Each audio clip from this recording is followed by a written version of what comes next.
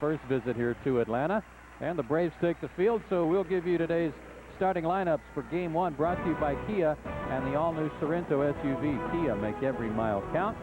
For the Pirates, Lloyd McClendon will have his lineup read like this. Tyke Redmond's in center field. Jeff Rabelais is at second base. Jason Kendall bats third. He had a higher batting average than any hitter in the National League in the month of August. Reggie Sanders bats cleanup. Then Craig Wilson at first base.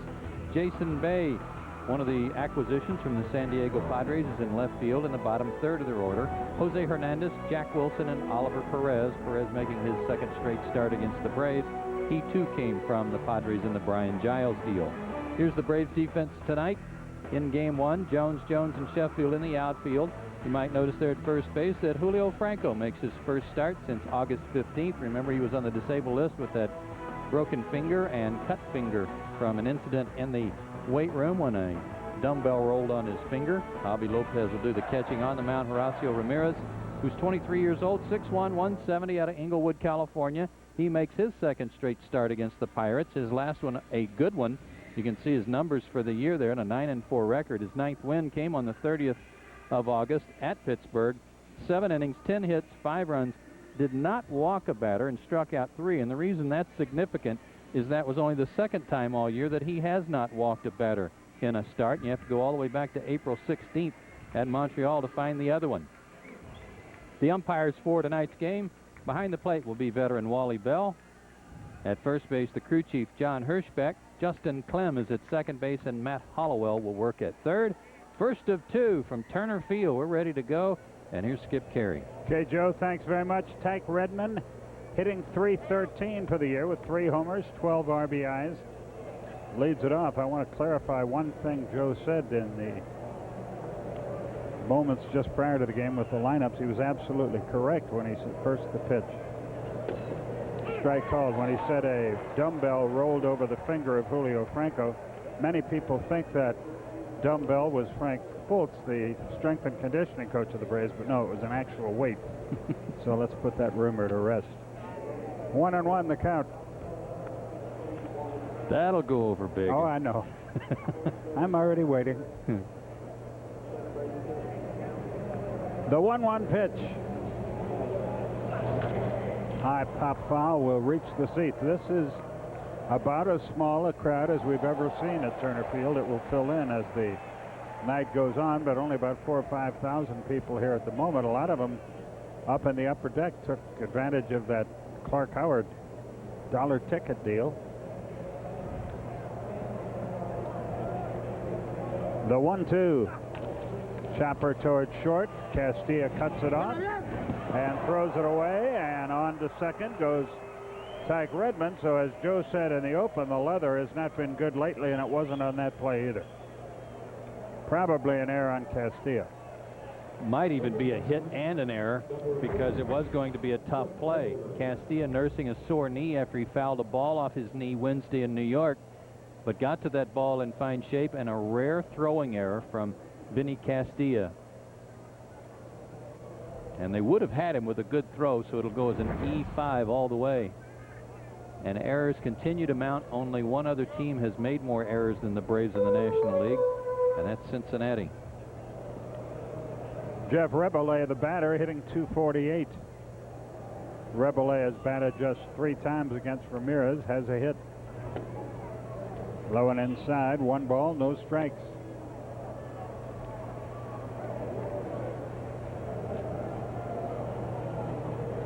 Little indecision about the umpiring tonight.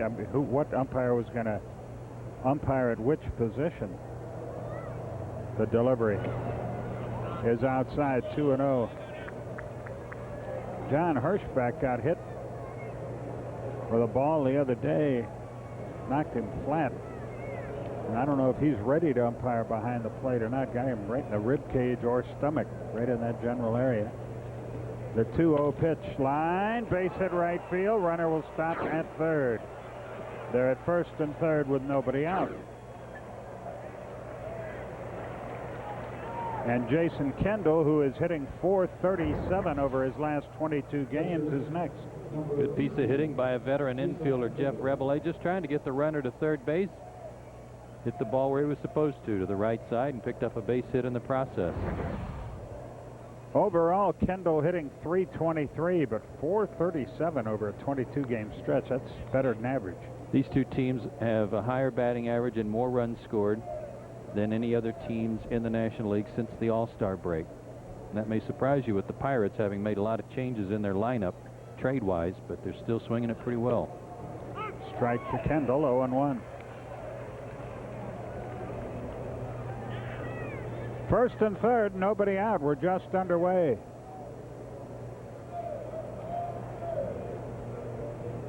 Oh, what a series the Cubs and Cardinals had, huh? Got to watch a good bit of that. Some terrific games.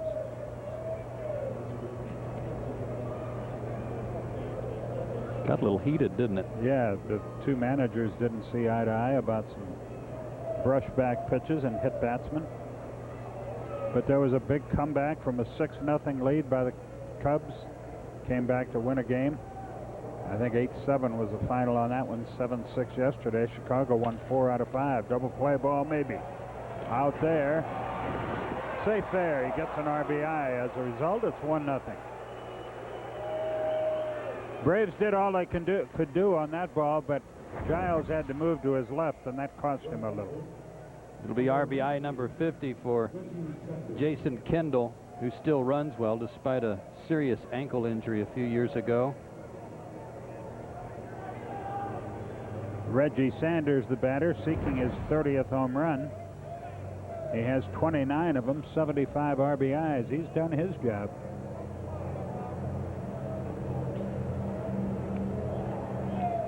Run at first, 1 out, 1 in. Strike called, 0-1. I guess that waiver deal they were trying to work out with the Dodgers never materialized, huh?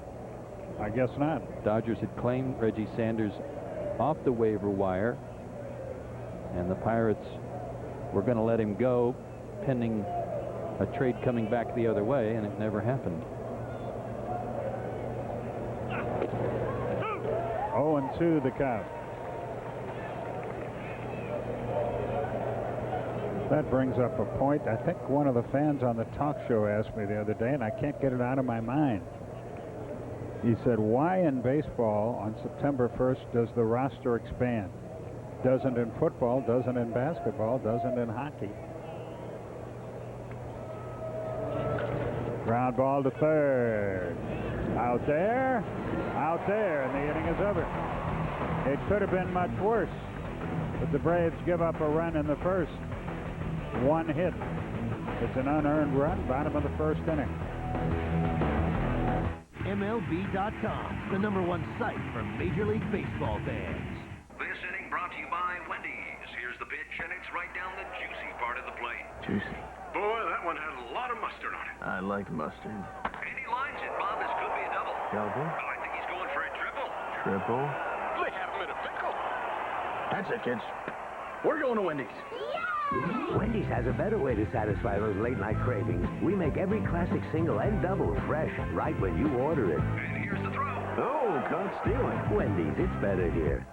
I knew in an hour I'd have a room full of kindergartners waiting for me, and I didn't think my car would ever start. Luckily it did, and I drove to AutoZone. Eugene said, let's test the battery. It needed to be replaced. AutoZone had the right battery for my car. She'd never installed a battery before. He came out to my car and showed me how easy it was to do. And she was on her way in no time. Turns out I was the one who learned something that day. Always go to AutoZone. Enjoy the In the Dugout sweepstakes presented by Phillips and Best Buy. Catch the best in Major League action on TBS Superstation and look for the Phillips in the Dugout moment to air during the game and note which inning it appears in. Then log on to TBSSuperstation.com for a chance to win nightly prizes and qualify to win the grand prize, Philips Digital Home Theater System, which includes a 42-inch plasma screen flat TV and DVD player. Watch and log on for a chance to win the In the Dugout sweepstakes presented by Phillips and Best Buy on TBS Superstation. I'll never forget the look on my mother's face the day I was born. Her hair was a mess. But then, when she took me in her arms, she just looked so beautiful. Wow. Once-in-a-lifetime memories only happen once in a lifetime. Save yours with a Philips DVD recorder and save them for life. The Philips DVD recorder. Remember more. Got to admit, it's getting better. We go to the bottom of the first. Here's the Braves starting lineup for Bobby Cox this afternoon in Game 1. For Call, Giles, and Sheffield to start things. Then the Jones boys. Javi Lopez bats 5th today. And with Julio Franco in the lineup, Castilla moves to 7th. Franco will bat 8th, and Horacio Ramirez bats 9th. The Pirates defensively, in the outfield, Bay, Redmond, and Sanders. Third to first, Hernandez, Jack Wilson, Rebele, and Craig Wilson at first. Jason Kendall behind the plate and on the mound, hard-throwing Oliver Perez, who lasted only 2 1/3 innings against the Braves just 5 days ago. Rafael Furcal takes outside. 1 ball, no strikes. Rafi's been struggling a little bit. 2 for his last 13. He's hitting .284 overall. A home run cut, but he comes up empty, and the count's 1-1. You asked a good question, or a fan did of you, on the talk show about expanding the rosters. I think the hockey team would probably welcome an expansion, as many games as they play over the course of a year. Bunted down the third base line. It's a beauty. Wild throw there, too. He's on his way to second. The throw, he's safe, and that almost got in the outfield. It'll be a hit in an air for Furcal.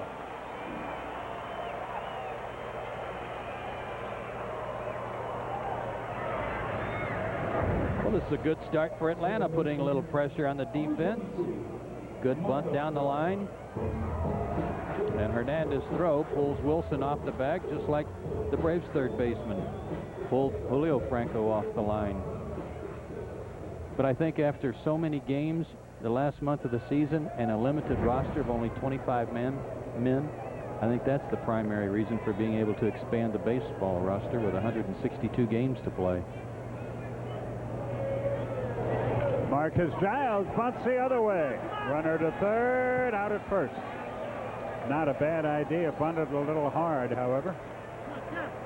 See, if they give him a sacrifice, they almost certainly will, though he was bunting for a hit. And it is. You've got to be a veteran like Rebele to not panic here. He called Wilson off the ball all the way, took his time and scooped it quickly to him, and gave him a nice speed for the out. Good try by Giles, and he got the job done for Atlanta, getting that runner to third. G.Sheffield, the batter, just to play devil's advocate on our discussion. First, the pitch to Sheffield, infield back for the Pirates. And he drives in his 113th run. And he's going to get extra bases on this. Jerry will try for 3. Safe. It's 1-1 and a runner at third with 1 out. Sounded like he broke his bat when he hit that ball, but it carried all the way to the wall. His first triple of the year. He's filled up all the offensive columns now.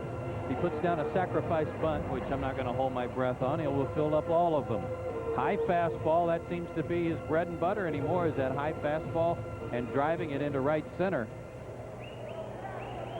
Never hesitated going for 3. Speaking of G.Sheffield, you're visiting with him between games, are you not, Joe? We are, and talking about that very thing, about hitting the ball the other way, among other things. Infield in now. 0-1 to Chipper. Just to play devil's advocate, in the NFL, they get banged around too, but late in the year they still go with their regular roster. Yeah, but they've got that taxi squad or practice squad. Just like a minor league. 99 players they're able to carry. Isn't that what they're able to carry, or is that? No, not that. That's college.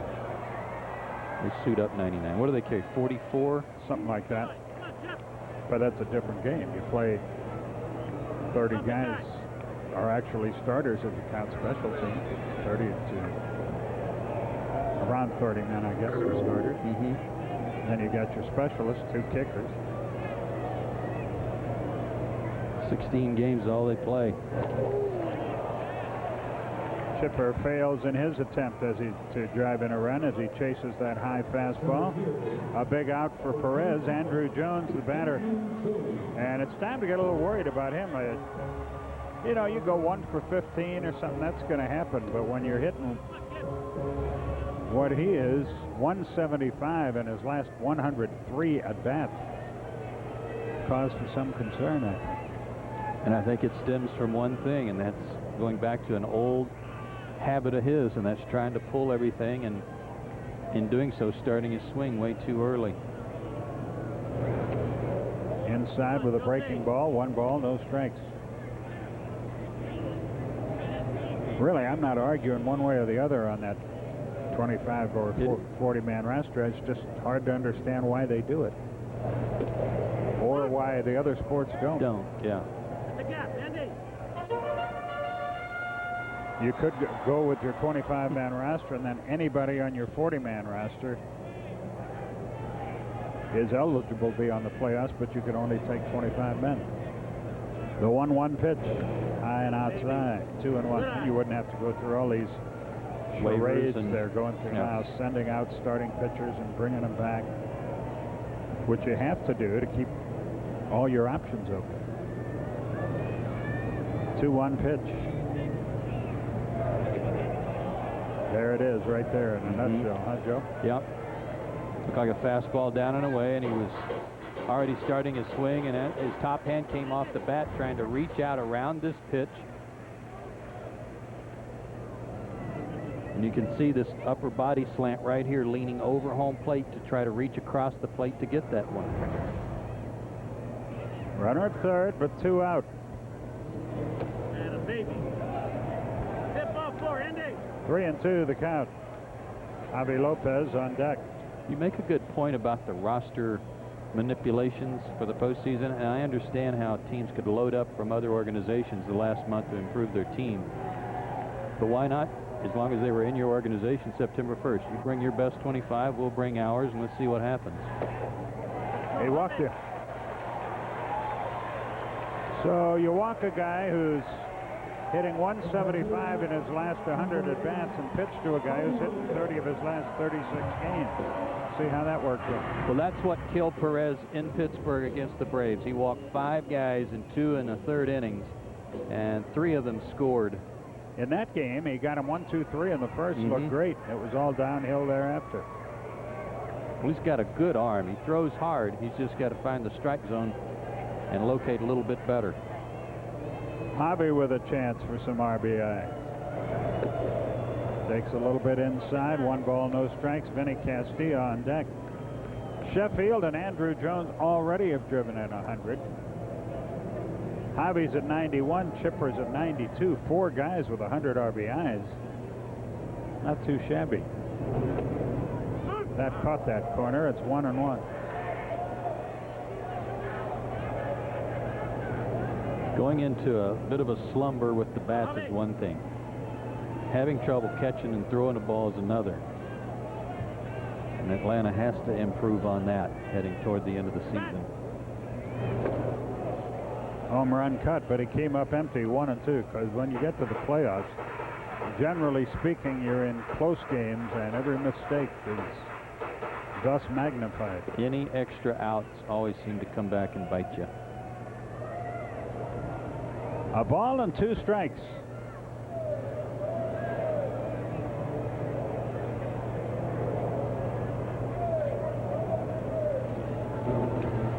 Fouled away, still 1-2.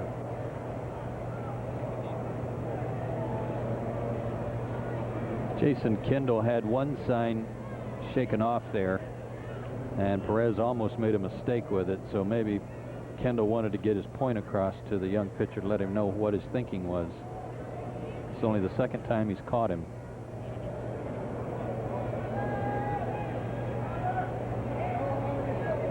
Well, if you're kicked back at home or at your favorite sports bar for trying to figure out what you're going to do on a Friday night, come on over.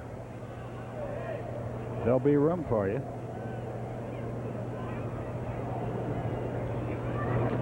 Got him. Foul tipped into a strikeout, and the inning is over. So the Braves leave a runner at third with 1 out, but they do score the tying run. It's 1-1 after 1.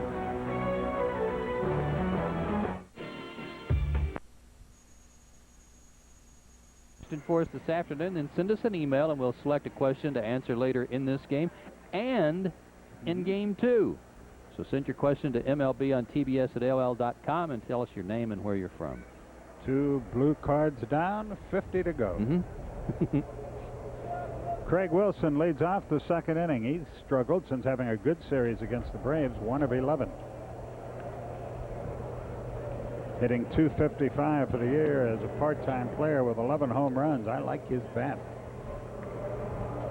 Talk about a guy that almost looks half asleep standing there. Very straight up and down, calm. Comes up empty on that one. A ball and a strike. The count. All the other action later on. He proved he wasn't in too big a hurry to get out of the way of pitches in Pittsburgh, too. He got hit on successive at-bats and barely moved. 2 balls, 1 strike.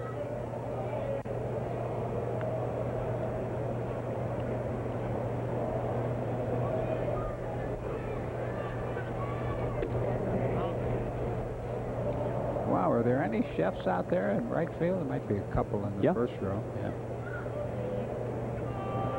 I wouldn't want them to have missed Gary's triple. 3-2 the count.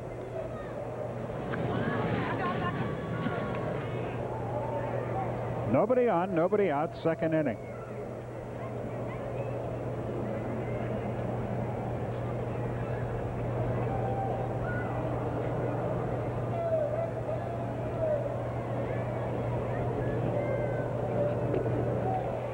That takes care of Craig Wilson. 1 away, and the first strikeout for Horacio Ramirez. Looked like a good slider, cutting down and into his back foot. Good pitch. Jason Bay, the batter. He's 1 for his last 10. Came over from San Diego in the Brian Giles deal. Takes outside, 1 ball, no strikes. Overall, though, Bay hitting .276 in the major leagues.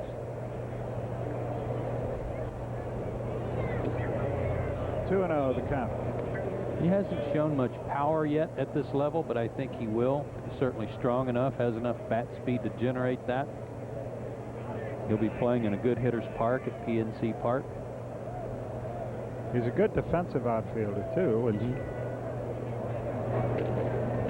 in his case is really a good thing, because if he wasn't, then they'd be flashing on the message board all the time. E. Bay. Right, that would be a problem. 2 balls and a strike.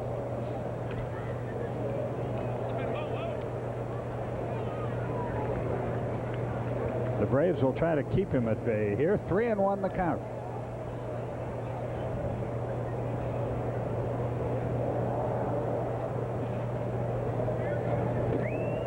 Now it's full, 3-2. He drives an antique car. Another good breaking ball for a strike. Then you could say, I see you have a Hudson. That was another good pitch, wasn't it? Yeah, I'm just sort of baying at the moon here. The payoff pitch. Strike 3 called over the outside corner. Bay thought it was high and away. Strikeout number 2 for Horacio. Already a bad day for Bay. Breaking ball in the corner. But a good slider working already for Horacio. 2 down. Here's Jose Hernandez. Jose hitting .231 with 13 homers, 51 RBIs. Downstairs, 1 ball, no strikes. 156 strikeouts and 471 at bats. Boy, that's only one guy struck out more. That's Jim Thome. What is he? He's hit 40 home runs. In fact, I take that back. Hernandez has passed Thome now. Leads the league in strikeouts. 1-1 the count. That's one of those offensive categories you don't want to lead. No. To the screen, it's 1-2.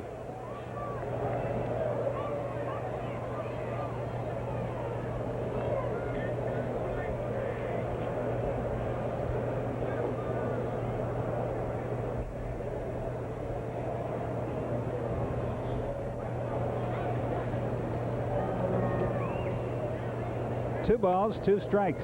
The outfield shades Hernandez slightly toward right field.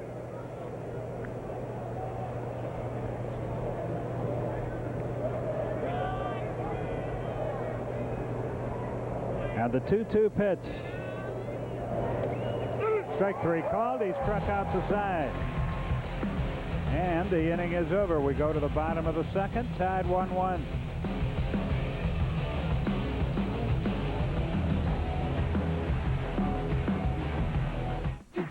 Authority of the Office of the Commissioner of Baseball and may not be reproduced or retransmitted in any form.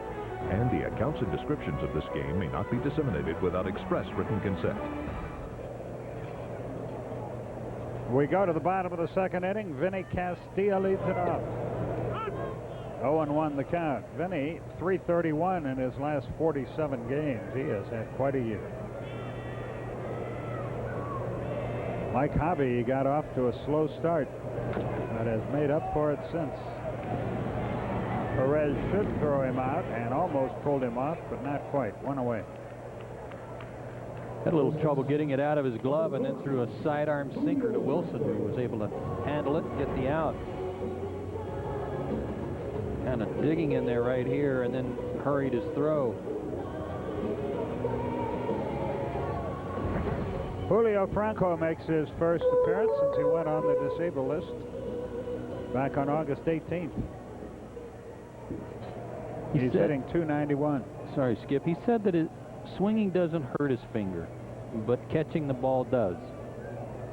And that was a couple of days ago. I'm sure it's better now, and it is healing nicely.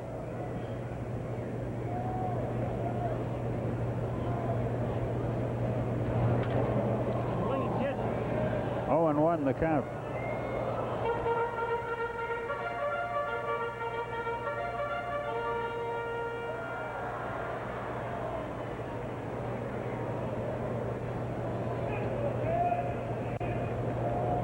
One out, nobody aboard. It's a 1-1 ball game. First of two. 0-2 the count.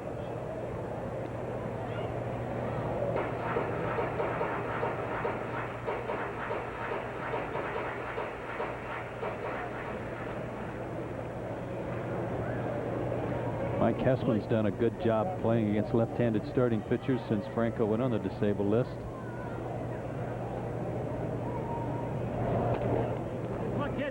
To the point where you wonder if he's going to be a factor in postseason planning.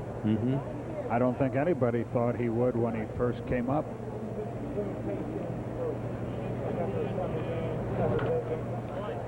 A lot of those guys that come up that have some power reputations, you wonder if when they get here, they get eaten up by major league pitching, that they're not able to generate the power they did in the minor leagues. But Mike Hessman has rarely looked fooled. He's been on a lot of pitches. He's been aggressive from day one, from the first pitch he saw, and 2 home runs and a couple of doubles to back it up. 2 balls, 2 strikes.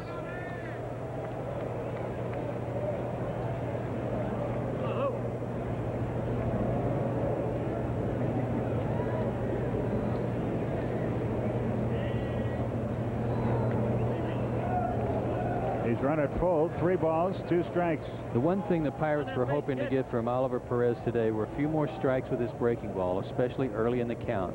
Nobody questions his arm. He threw a 96-mile-an-hour fastball to strike out Lopez to end the first. Julio has been consistently late, and that's not surprising. He hasn't played in about 3 weeks. Plus, that was another 96-mile-an-hour fastball, too, and there will be a lot of guys late on that.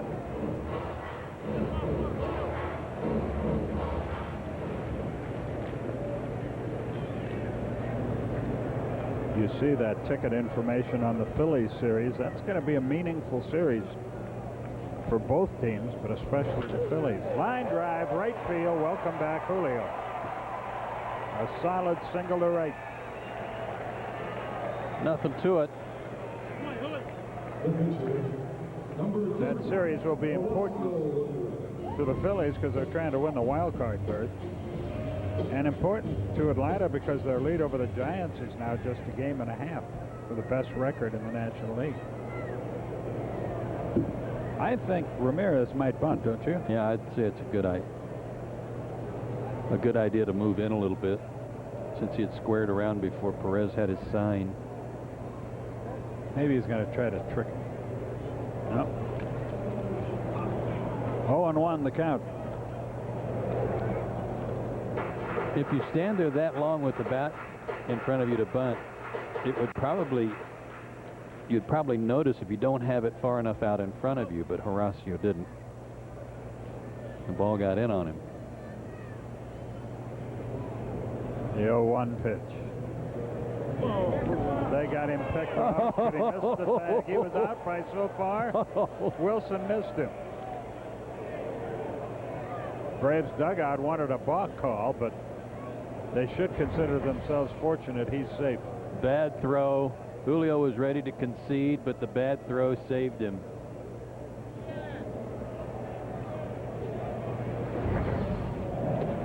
Crossfired him, missed outside, 1-1.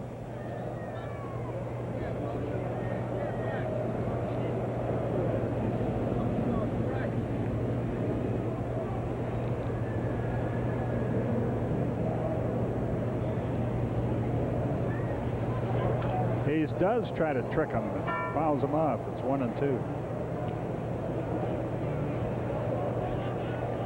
Not a bad idea if you can slap it past the third baseman, because there's so much room there with the shortstop cheating towards second to cover there.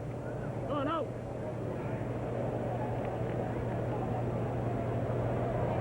Pressure's on now, though, if he's going to bunt with 2 strikes. He did, and unsuccessfully.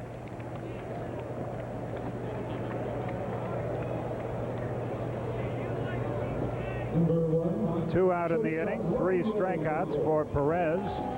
Rafael Percal, the batter, he singled his first time. Your movie reviewers, Simpson and Carey, both saw our new friend Kevin Costner's movie, Open Range. Thumbs up. Absolutely. We paid full freight, folks. No payola involved. It's been an adventuresome time over at first base, throw-wise, so far tonight.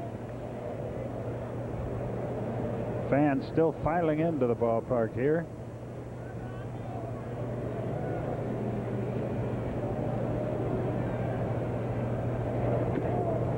One ball, no strikes.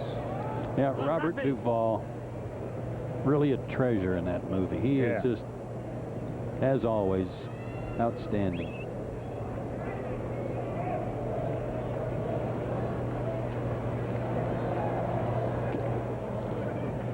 2-0 the count.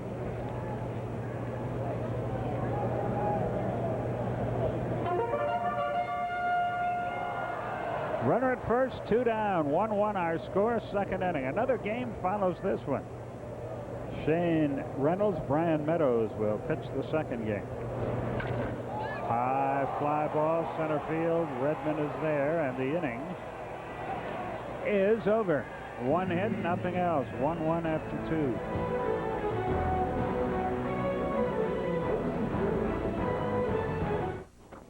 Tickets for life and other great prizes. Winning hologram numbers will be announced during games 1 through 4 of the 2003 World Series on Fox. Visit your neighborhood Radio Shack store for your chance to win. Okay, Joe, and Jack Wilson leads off the third inning for Pittsburgh.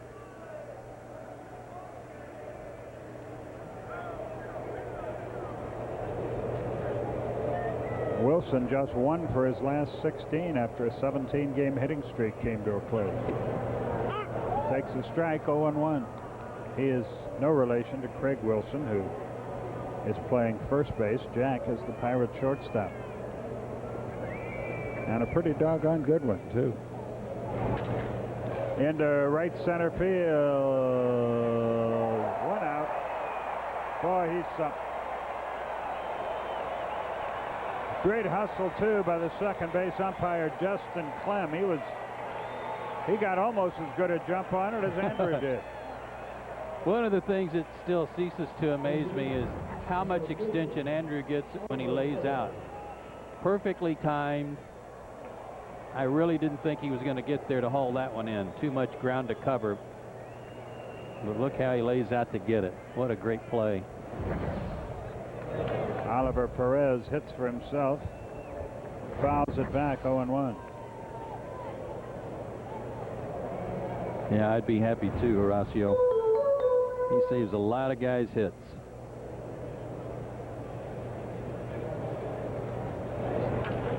Little tapper past the mound. Giles has it. 2 out. Tyke Redmond, the batter, he reached on an error and scored his first time. You were mentioning Jack Wilson, and Tyke Redmond falls into this category too. Talking to the Braves players after the series in Pittsburgh when they first got a look at Tyke Redmond, they were bragging on him and how they thought he was going to be a very good leadoff batter for the Pirates for years to come. But they all talked about Jack Wilson too, and the fact that he may be one of the more underrated players at shortstop in baseball. They think he is terrific and can really field his position with anybody. That's what happens when you play on a team that does not contend and is not in a media center like Chicago, New York, Los Angeles.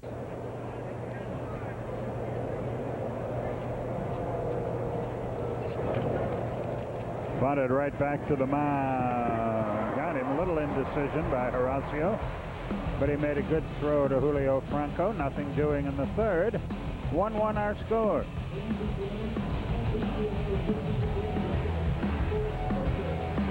When the sun goes down, the real action heats up.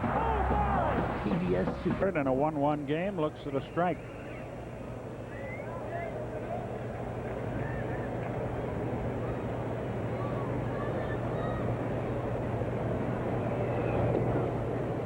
Got around a little late on that one. 0-2 the count.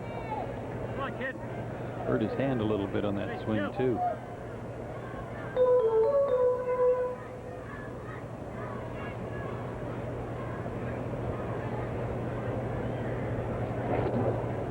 And he goes down swinging. He was late on that one as well. That's 4 strikeouts for Perez, who has looked terrific to this point in the game.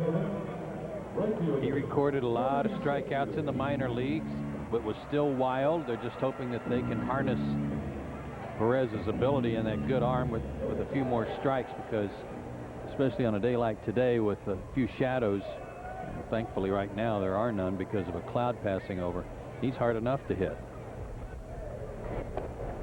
G.Sheffield drove in a run with a triple to right center his first time. They play him as a dead pull hitter. The whole right field line is his. Breaking ball down and in, 2-0. 1 out, nobody aboard, bottom of the third. Game 1 of 2. We'll have them both for you here on TBS.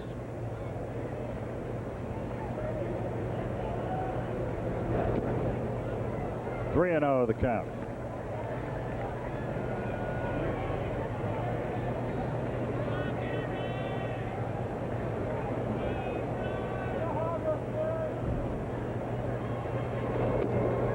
That's right there. 3-1. Chipper Jones on deck.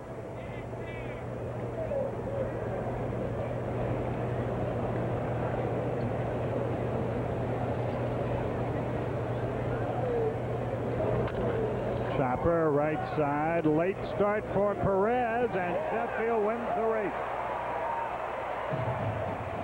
Perez decided to become a spectator for a minute. It cost him a hit.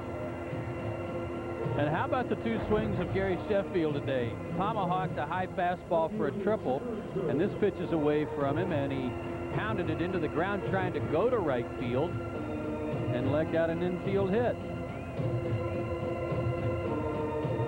He has talked about a hamstring that has bothered him the second half of the season and saves what he has left in that hamstring for situations like that last one.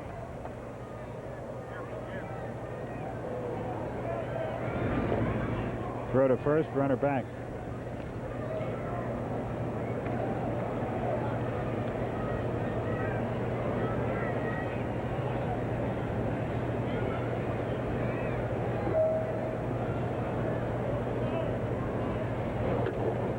Fastball high and outside. Come on, Chip. Runner at first, 1 out, bottom of the third.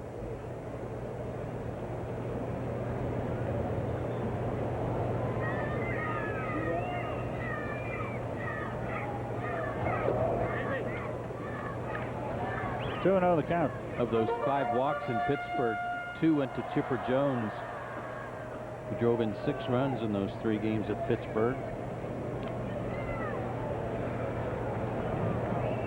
What do you have? I think he had 28 RBIs in August. Take that every month. Yep.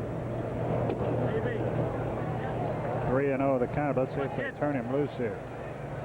Runner at first, one away. It's a tie game.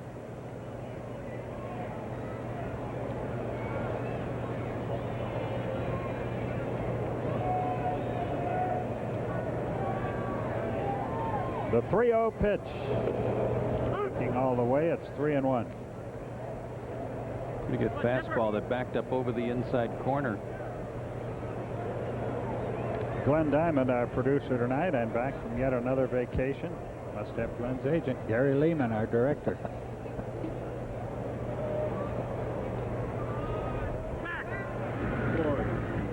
Three and one the count.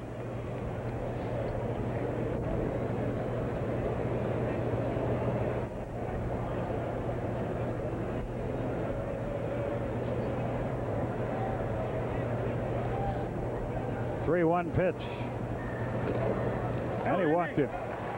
So the Braves have some going here in the third. 2 on, 1 out. Walk number 2 for Perez. Andrew Jones, who drew the other walk, is the batter. Spin Williams, the pitching coach, this was just in your picture, the guy who will try to get Perez to throw the ball over the plate a little bit more. So far today, 2 walks at this point. Not bad for Perez, to be honest with you.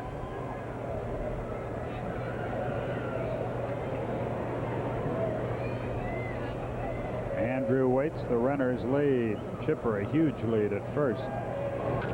Little chopper toward third, but foul. 0-1. We'll televise the second game of this doubleheader as well. Tomorrow will be on Turner South at 7 o'clock. Sunday at 1 o'clock here on TBS, and we'll have the the Monday, Tuesday, and Thursday games against the Phillies on TBS. Wednesday will be on Fox Sports South with Bob Rathbun and Tom Paciorek.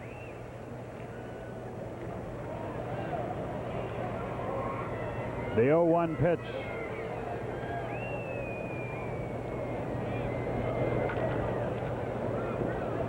And 2. So Perez, after the walk, gets quickly out in front. 0-2. You can hear Bobby Cox perhaps yelling to Andrew to wait on him.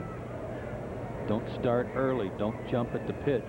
See it out of his hand and then go after it.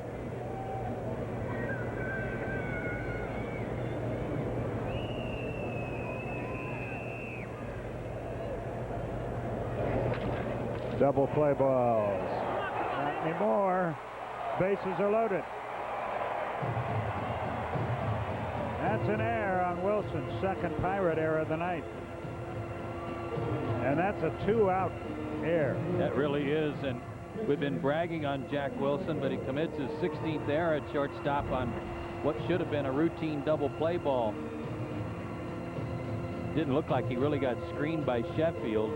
Ball just came up off the dirt and then off the heel of his glove. So Javi Lopez with a chance to drive in a whole passel of runs here.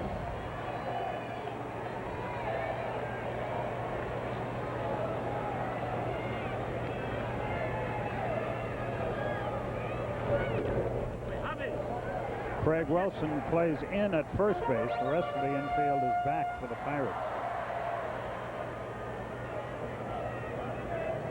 And time is called, and Lloyd McClendon, the Pirate manager, on his way to the mound. He didn't do that much. No. Make that many trips to the mound when Braves were in Pittsburgh. He always sent Spin Williams, but this may be a, hey, this is where I need you to show me something. Guy made a mistake behind you. Now let's bear down and pick him up, try to get the ground ball again and give him another chance. Lloyd trots back off the field, and he did not confer with the umpire, so it was not a visit to discuss the health of Oliver Perez. 1 ball, no strikes to count.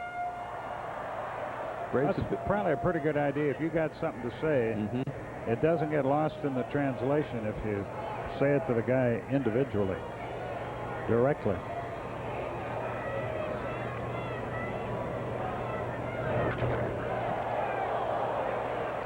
And the inning is over. Tough break for Javi. Well, Lloyd McClendon said have him hit a line drive to third. It worked out very nicely. Braves threatened but failed to score. Javi lines into a double play. We've completed 3 in a tie game. Don't you make me wanna kick my heels up and throw my hands up and throw my hands up now. Animal House, followed by college football, Saturday night on TBS Superstation. Not too close. What do you think? I got that insurance? What insurance is that, Yogi? Aflac. The one you really need to have. If you don't have it, that's why you need it. Need what? Aflac. Well, if you get hurt and miss work, it won't hurt to miss work. And they give you cash, which is just as good as money. Aflac. Ask about it at work. When I first saw it, I thought it was so Slim. huge. Must be 3.5 inches. I just couldn't believe the size of it. Just think what I could do with a high-def TV like that. Just think what I could do with the extra space. See more with less TV. Experience more with Philips High Def Flat TV. Looks good, huh? Perfect. Got to admit, it's getting better, a little better. Whew. Boy, those blades of grass must get mighty thirsty standing out there in the sun all day long. As soon as you give them one drink, they're ready for another. Boy, you know what that's like. Lucky for you, there's also a light way to live. The high life. Come to my house! Vin Diesel. We got a problem here? He is now on DVD. In one of the most adrenaline-driven, never before seen. Give him the Viagra or not. DVD. Let the games begin. You won't want to miss. Make this man a part of your DVD collection. What'd you say? Vin Diesel is. Let's move!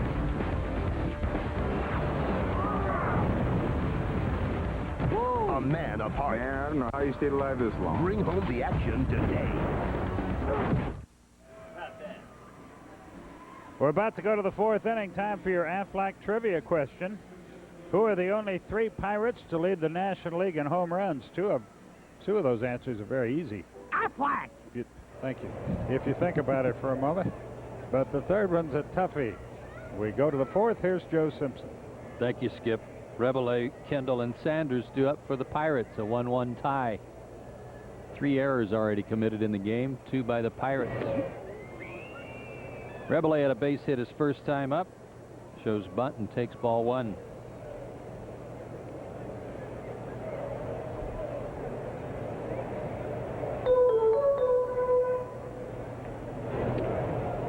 Ramirez has set down 8 in a row.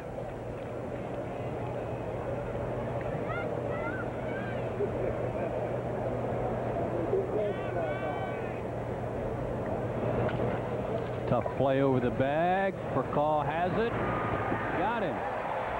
Nice play by Rafael Furcal. That's a good example of one of the reasons, while his number of errors is a concern and a legitimate one, he got to a ball there that many shortstops, that ball's in center field. So while he makes errors that cost outs, he also saves outs with his great range.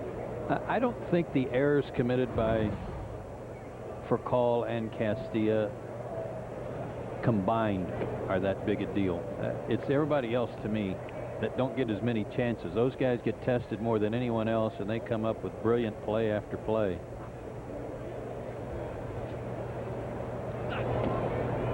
Jason Kendall hit into a fielder's choice that got a run home in the first inning, his 50th RBI of the year.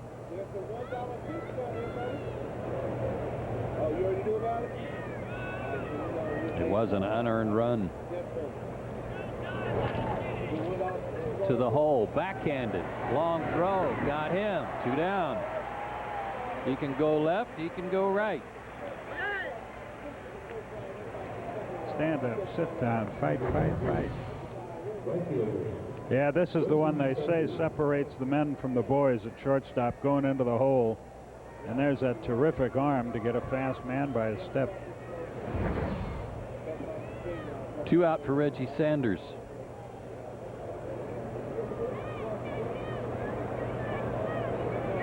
Hit into a double play in the first inning. He's having a good year, though. 29 homers, 75 runs driven in. Went 5 for 12 against the Braves in Pittsburgh.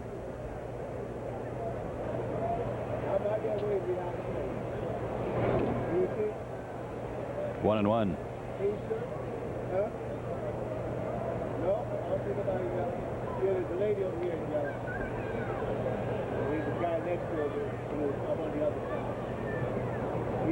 Braves lead the season series 4-1 over the Pirates. Out of play, 1-2 to Sanders. Atlanta won both games that were played here in Atlanta earlier. That's part of another scheduling thing I didn't get. Usually you just play a home and home with teams in the other divisions, and yet Pirates had 2 visits scheduled to Turner Field. I don't understand, nor do I think they understand what they're doing with the schedule.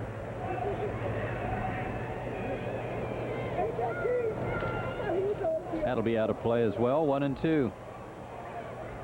This is the year we're supposed to be playing the Western Division in the American League, right, in interleague play. That didn't work out. We only played a couple of those teams, so I don't know. After this weekend, though, the Braves' last games, the remaining 19 games, will be with the National League East. Philadelphia, Florida, and Montreal. They've already concluded the season series with the Mets. 2-2. And after losing 4 out of the last 5 to the Mets, they may be happy that season series is over. That's one reason to be happy that season series is over. One of several.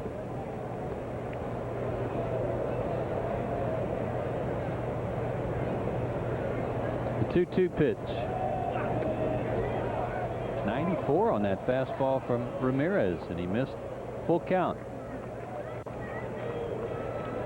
That's a high number for Horacio. Craig Wilson on deck.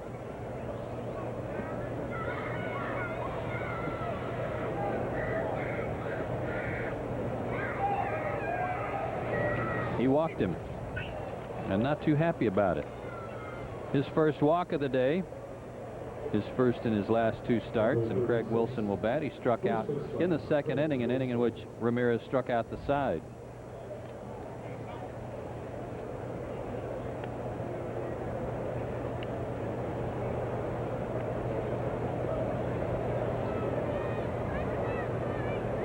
Well, I guess the folks on the Gulf Coast of Florida get pelted, huh? Boy. Big storm. Some of it headed this way. When's it supposed to get here? I don't know if it's going to get here, but maybe some outer remnants of it. I'd heard today that it was supposed to track northeast across southern Georgia, maybe not come this far north.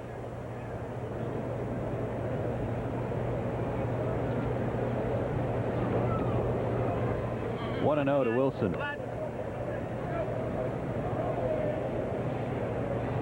Former Atlanta Brave John Russell coaching at third. He's also a former Norman Tiger, Oklahoma Sooner.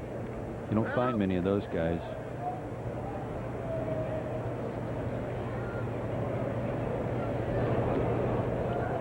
Rusty Kuntz coaches at first. John's a real nice guy.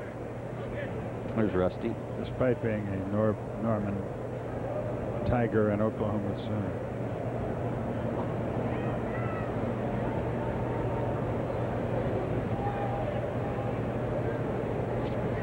Runner goes. Swing and a miss, and the ball comes flying out of Javi's hand. Boy, that happens to him a lot.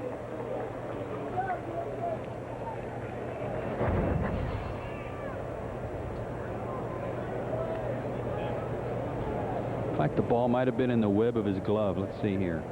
Yep. Sometimes that's a hard transfer when it's coming out of the web. Stolen base number 12 for Reggie Sanders. Toward the hole, cut off by Castilla, and a terrific play by Vinny.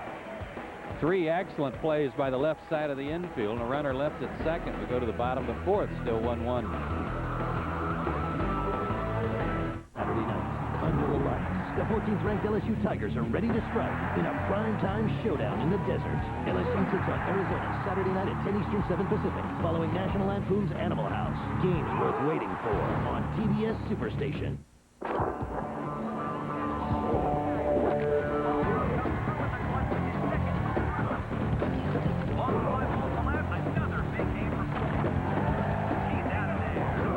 I've made a lot of news on the baseball diamonds, but if you want to find out about this diamond, you've got to go talk to your doctor. Ready to try Viagra for the first time? See your doctor and find out if a free sample is right for you. My doctor says it's right for me. That's why I stay with it. For more information, go to Viagra.com. What can a pitching machine teach us about financial advisors? Working with one can leave you better prepared. At Wachovia Securities, we learn from the world around us and provide financial advice for whatever comes your way. Together, we can achieve uncommon results. Wachovia Securities. When is a diet pill worth $153 a bottle? When you're more than 20 pounds overweight and every diet plan has failed. Now there's Leptoprin. Specifically developed for the significantly overweight, backed by 2 United States patents, 2 published clinical trials, and an ironclad 100% money-back guarantee. Leptoprin is simply the most powerful, clinically proven weight control compound available, period. If you're one of those people who constantly worry about 5 or 6 vanity pounds, Leptoprin is not for you. Leptoprin is much too expensive and much too powerful for the casual dieter. But if you're one of the millions of Americans who are 20, 30, 50 pounds or more overweight, you need Leptoprin. So when is a diet pill worth $153 a bottle? When it works, really works. Call toll-free 1-888-205-7006 to order your risk-free supply of Leptoprin. That's 1-888-205-7006. Bottom third of the order for the Braves. Castilla leads off and promptly greets Perez with a base hit to center. A good start to the Atlanta half of the 4th inning. 5th hit already for the Braves.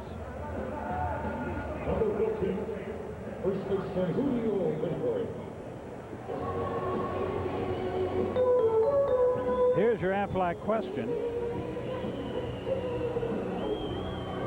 Willie Stargell, Ralph Kiner, those two relatively easy to figure out, but Tommy Leach back in 1902 led the league with 6 homers.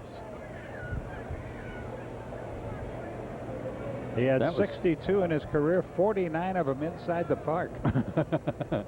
Definitely the dead ball era. Julio Franco, his first at bat since coming back from the disabled list, a line single to right. I'll have to ask Ernie when I get over to radio how he pitched to Leach.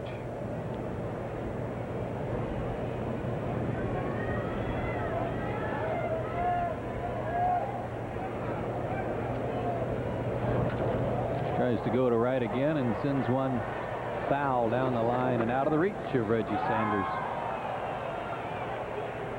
Yes, Ernie Johnson Sr. filling in once more today for Pete Van Wieren, who is with his family up in Minneapolis for the services for his stepfather, James Shannon. So we send the Van Wieren family our best. There's Ern.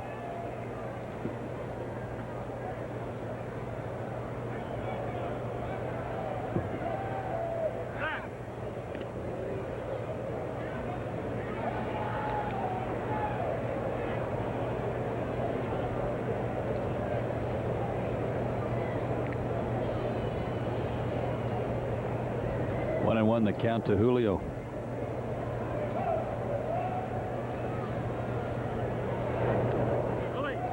I understand they were going to have a retirement party for Ernie after the game, after the doubleheader tonight. Did you hear that? No, I didn't. No.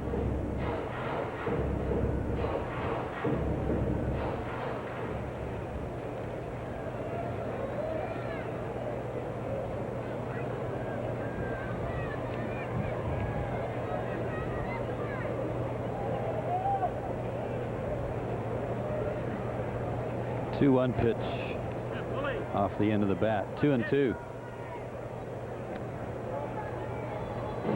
Franco's average of that base hit up to 295. Turned 45 years old a couple of weeks ago.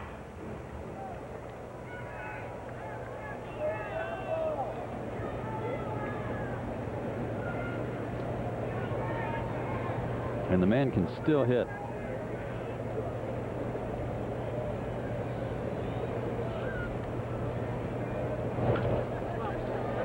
Out of play into the Lexus level. Still 2-2. Pirates have already played 2 doubleheaders this year. They swept one and they were swept in another.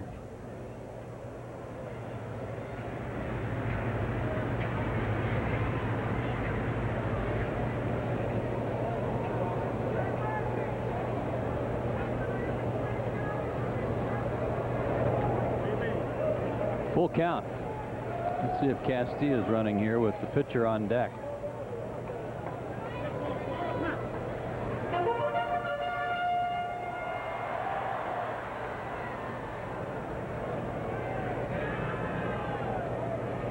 Big hole on the right side with the runner being held there, and that's tailor-made for Franco.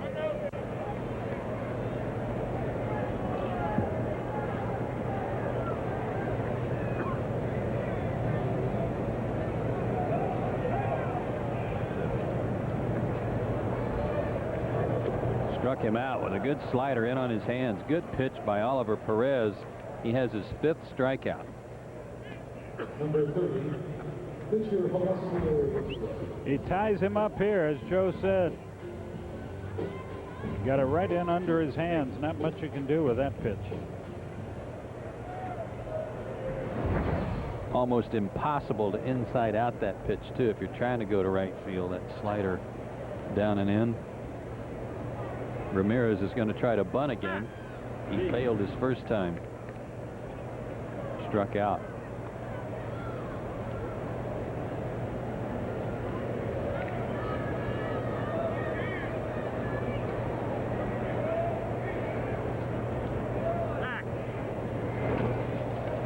Got it down. And they get the lead runner. Braves dugout was trying to get Oliver Perez to throw the ball to first base, but he wasn't buying that. So Ramirez is at first with 2 outs for Rafael Furcal. Just battled it too hard. Perez knew right away, no hesitation. Thus he made a relatively easy play. Rafael Furcal had a bunt single in the first inning and popped to center in the second.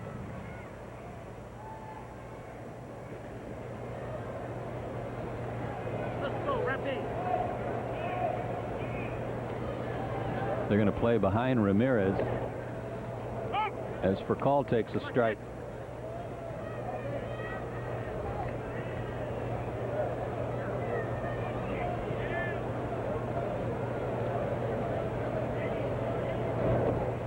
That same pitch that got Franco. Check swing 0-2. That pitch starts at about the center of the plate and then works its way in on your body. That's a tough one to handle.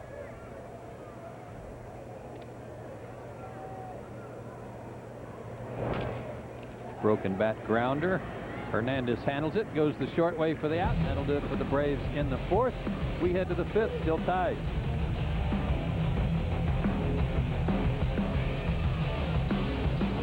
The Kia Sorento just received the government Believe Kia, make every mile count. And new Odor Eaters Plus, the only arch-supporting insole that protects against odors and wetness.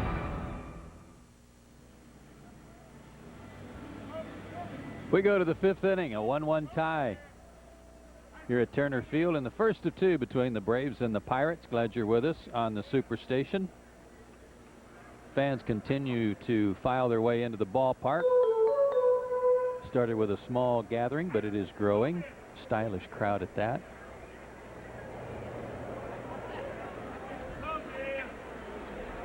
For the Pirates, Jason Bay will lead off the 5th. Struck out his first time.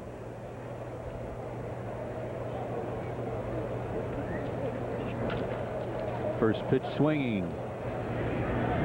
The call gets him one out.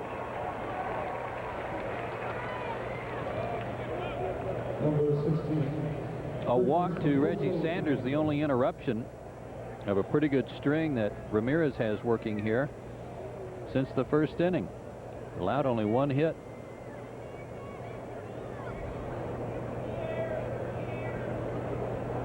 Jose Hernandez struck out for the 157th time in the second inning.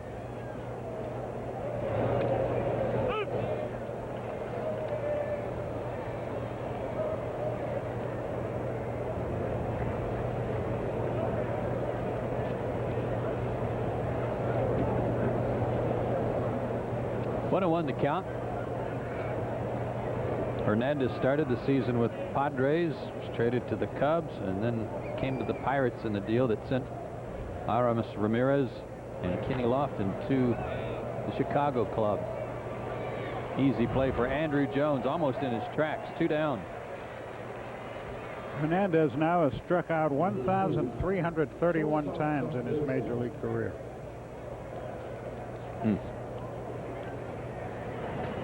That's 13 out of 14 set down by Ramirez.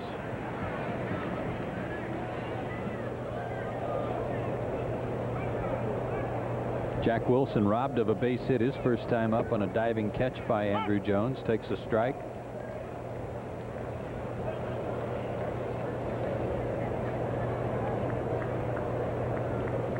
One for his last 17, so he's dipped below the 250 mark. That one's foul.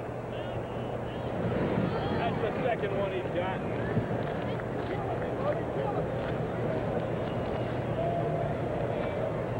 Pirates won the first game of the road trip when they went to Florida, and then lost the next 2, and they've lost 4 out of 5.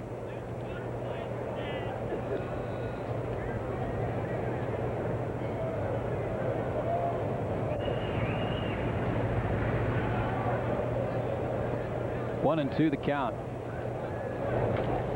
Again to center field. This one a little shallower than the one before, so an easy play for Andrew Jones, and another 1-2-3 inning for Ramirez, and we go to the bottom of the 5th, still tied.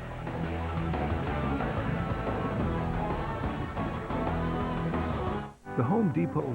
Giles has put down a sacrifice bunt, and he is struck out against Oliver Perez, who has spanned 5.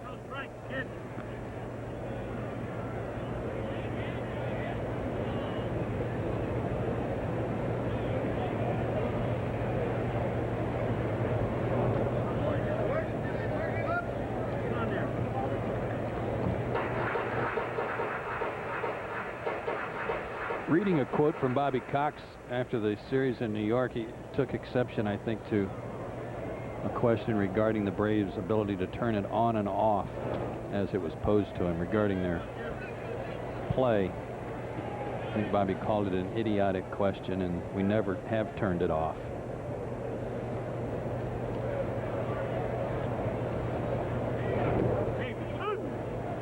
Sort of got to define your terms, don't you? Nobody ever tries to deliberately lose. So if that's what turning it off means, then it is idiotic, but I don't think that's what was meant. I think it was you're sort of relaxed now because of your big lead. Well hit to center, but right at Tyke Redmond. One out. And I think that's easy to do. Braves had a 15-game lead at one point just a few days ago. It's at 11.5 right now.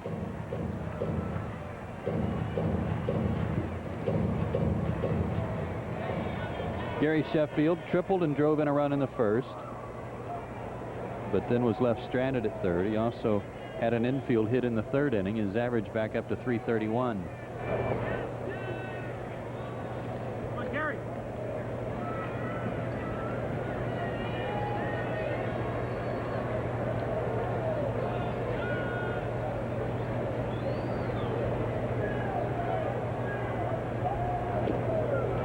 Among the things we'll talk about between games with G.Sheffield is that bat waggle and how it started and why he does it.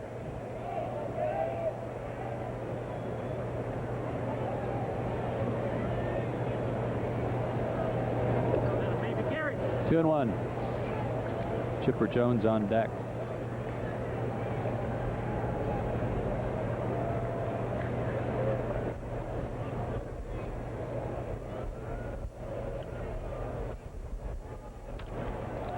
Out of play. 2-2. Pirates came into play with a 63-74 record. They're in 4th place in the National League Central, 9 games back. Just 5 games under 500 on the road, 31-36.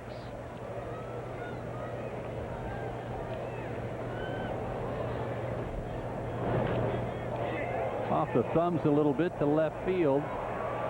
Jason Bay with a sliding catch. Nicely done. 2 down. The minor league seasons, Joe, have come to a close, the regular season at least. Richmond won their final game. Wilson Betterman had a couple of homers. They finish up 64-79. Greenville's Adam Wainwright named the Southern League Pitcher of the Week. They finished the second half 32-38 after being 36-32 in the first half. That's at Greenville. Myrtle Beach 33-36 in the first half, 23-46 in the second half. Rome won their division title, and they're playing Hickory for the league title. They'll lead a best-of-3 series 1-0. In the air to center, and Redmond's got a beat on that one, and a 1-2-3 inning for Perez. Catch up on the other minor leagues, and we come back. We go to the 6th, still tied. You make me wanna kick my heels up and throw my hands up and Today's game summary presented by Armor All. It's card number 7 up here. Pretty good ball game, an unearned run against Horacio Ramirez. G.Sheffield's triple, the big offensive flow of the game to this point. And in the 6th inning, Oliver Perez will bat for himself. It'll be Perez, Redmond, and Rebele for the Pirates.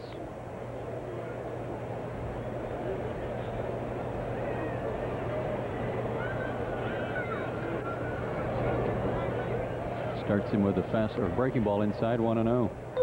You mentioned that the Braves minor league team at Rome was in the playoffs and had a 1-game lead over Hickory. That's a farm club of the Pirates. Right. 1-1.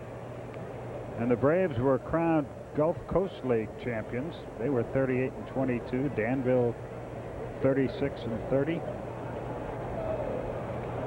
Gulf Coast League team also beat a Pirates team at Bradenton for the championship.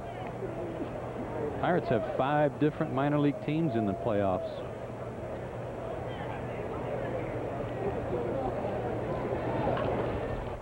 Chopper to third. Castilla is going to make him run all the way and gets him 1 out. 14 out of 15 set down by Horacio Ramirez. That was sort of funny. Oliver Perez finally looked over to third base. He hit that ball. He's jogging down the line, waiting for the throw, and when it didn't come right away, looked over to say, what's going on? A little gamesmanship.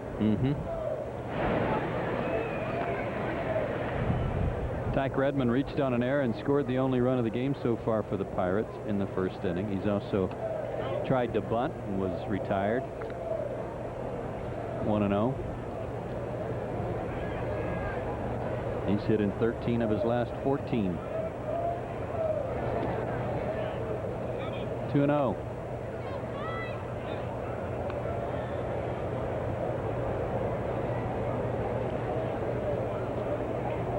He's getting a very good look for the position of leadoff and center fielder for the Pirates for next year.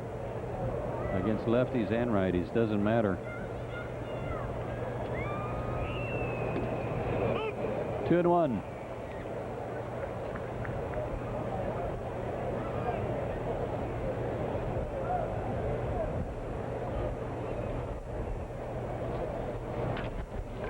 To short. Ball retires Redmond. 2 down. And Jeff Rebele, who has the only hit of the day for the Pirates, a single to right field in the 1st inning. bats. He's 1 for 2. He also grounded out.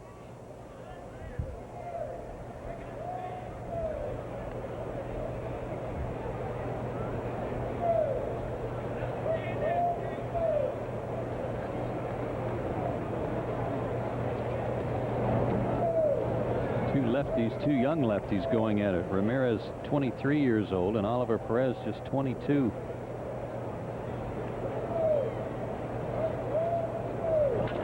Hard hit down the line, foul.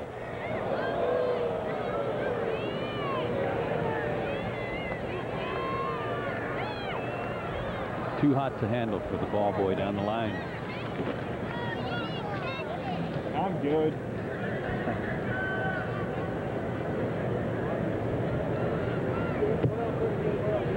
Baylor, baseball is not always a funny game.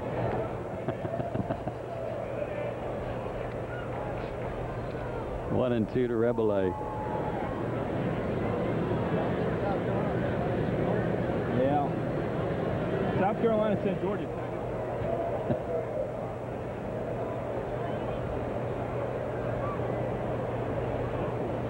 Two out, nobody on. A 1-1 tie. Curveball popped up. Castilla calling for it all the way. Has it. And another 1-2-3 inning for Ramirez. We go to the bottom of the 6th. We're still tied 1-1.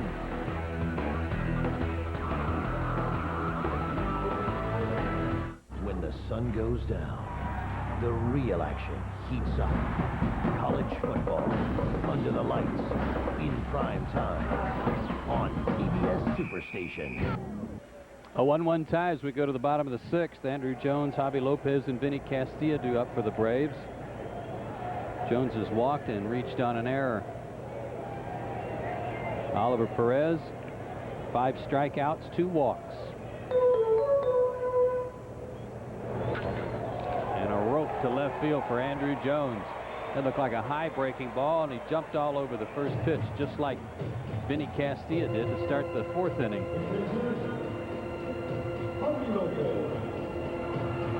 Braves had the bases loaded and only 1 out in the 3rd inning. And Javi Lopez hit one just like that, only right at Jose Hernandez at 3rd base, who turned it into a double play.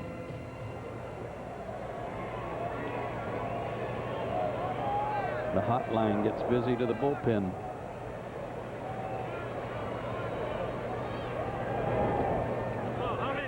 Nice stop by Kendall.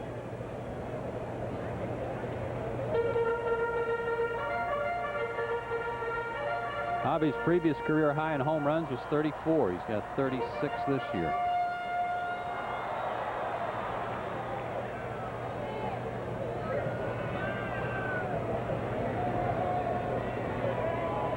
Andrew Jones, 4 out of 7 in stolen bases, but a lefty out there with a pretty good move. 2-0.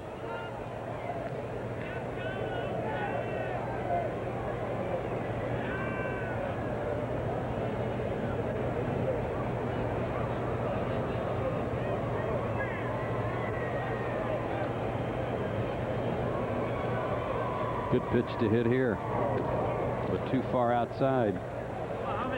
Action in their bullpen, as you said, Joe. It's Brian Bowringer up in front. Moving out of the bullpen to start in game 2 will be Brian Meadows.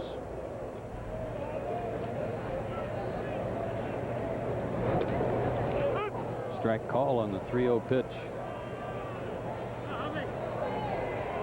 Jason Kendall with just under a 28% caught stealing ratio on base stealers. But Andrew taking no chances. Very short lead. Draws a throw anyway.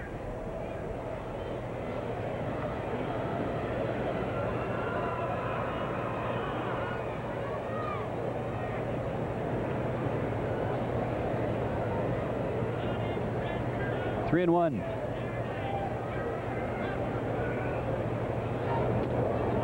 Checked his swing, and it's ball 4.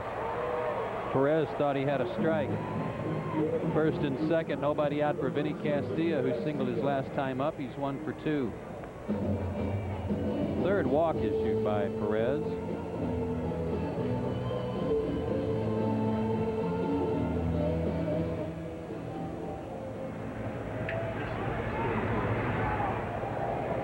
McClendon getting a good outing from his young starting pitcher, and I know he doesn't want to spoil that.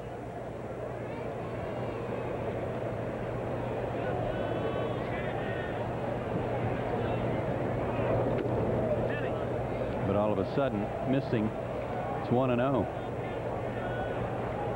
Here comes Spin Williams out to try to settle him down.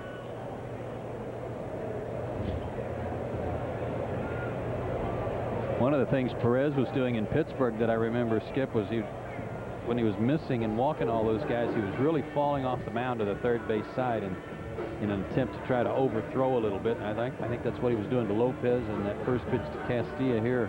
And that's what cost him on that infield hit a couple of innings ago. He fell off to that side and never could get back with G.Sheffield hitting.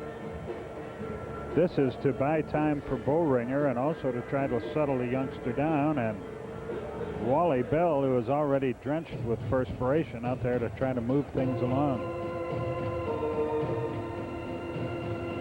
Shane Reynolds against Brian Meadows in Game 2.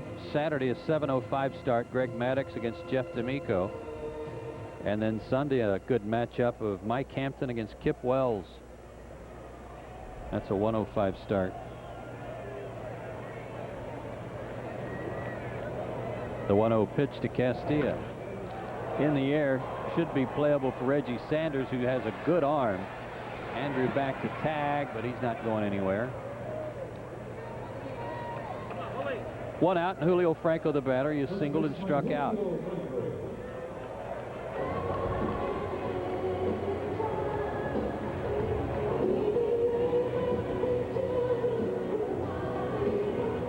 Each team got a run in the first inning, and 0 since.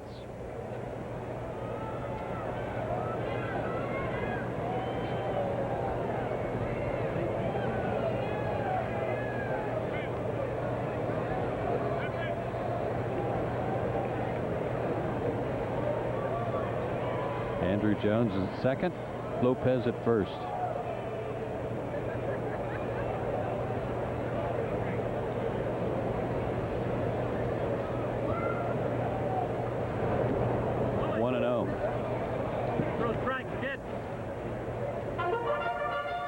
Just joined us. The Braves got a run in the first on a triple by Sheffield. He was at third with 1 out, but the Braves couldn't get him in.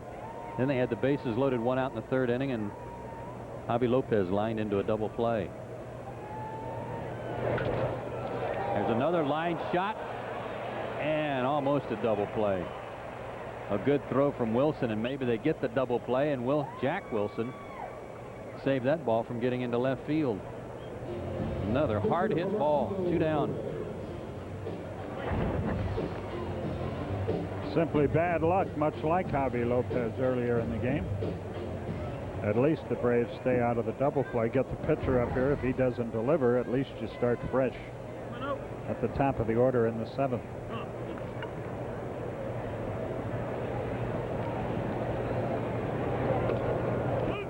Ramirez has tried to bunt twice, struck out trying to do so in the second inning, and then bunted one back to the pitcher, who forced out Castilla at second base in the 4th. Boy, it seems like the only time he drops down is to Ramirez. That would indicate he doesn't have much confidence in that particular pitch. He's also the only left-handed batter in the batting order. That has something to do with it, too. Oh, hard hit ball to second, but handled by Rebele. He goes the short way for the out, and that'll do it for the Braves. They get first and second, nobody out, but can't score, and we go to the 7th, still tied. From of NASCAR's on TNT this weekend. Ben, welcome to the World Wide Wow. Log on to AOL.com for details.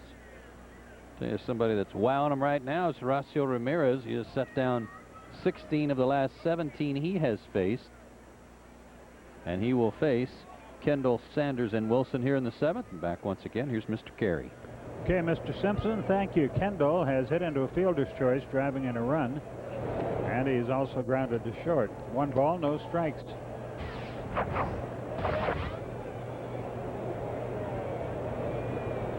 A wide open stance for Kendall. 2-0 the count.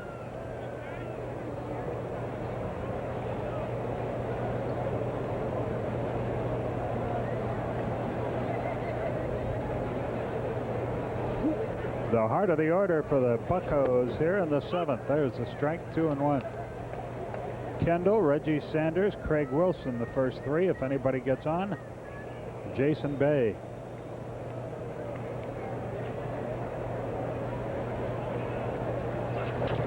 Ground ball. Giles moves to his left. Makes another good play, but we're used to that by now. 1 out.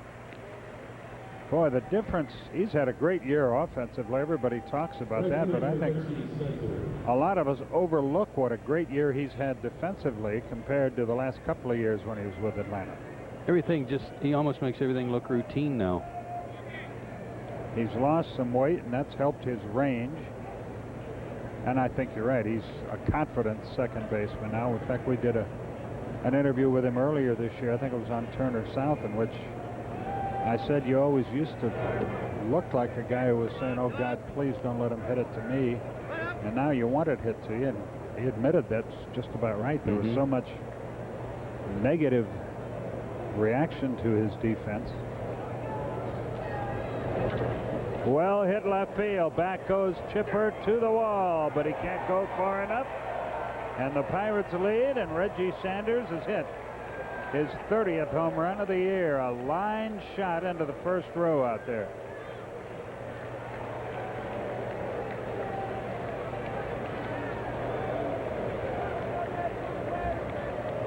So it's 2-1 Pittsburgh. And another milestone for Reggie Sanders with his 30th homer.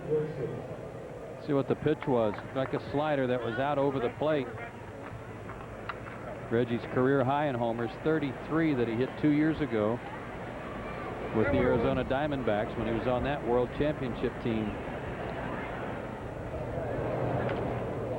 It's hard to believe that a guy who hits 30 home runs every other year gets traded or dealt as often as he has been, but he's been all over the place after having a great year with the Reds. Seems like the last 4 years he's been with a different team every year. And a terrific guy. Cincinnati in 98, his last year there. 99 with the Padres, 2000 with Atlanta, 2001 with Arizona, 2002 with San Francisco, 2003 here in Pittsburgh. 6 straight years of change. 1-2 the count on Craig Wilson.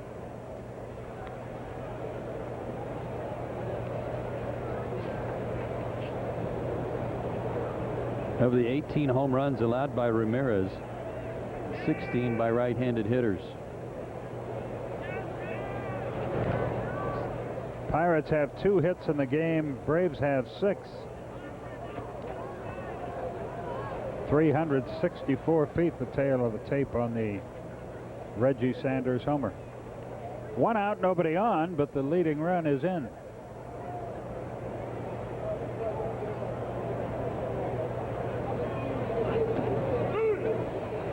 Wilson caught looking, 2 down.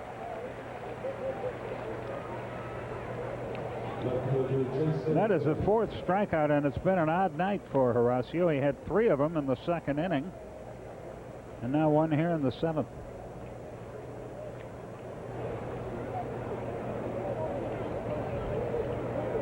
Jason Bay is the batter. Up the middle for call to his left, and the inning is over. But the Pirates take the lead on the Sanders homer. It's 2-1.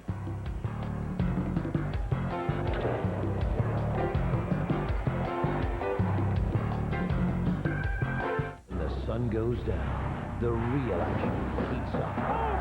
And takes a breaking ball for a strike. Oliver Perez has pitched himself a whale of a ball game. Mark Corey and Joe Beimel are up and throwing in the Pirate bullpen. 0-2. He's used his fastball when he needs to, but he has had good command of that slider today, and it's been a very good pitch for him. The first 2 pitches were breaking balls to Furcal. Then he misses away, shows him the fastball. 1-2.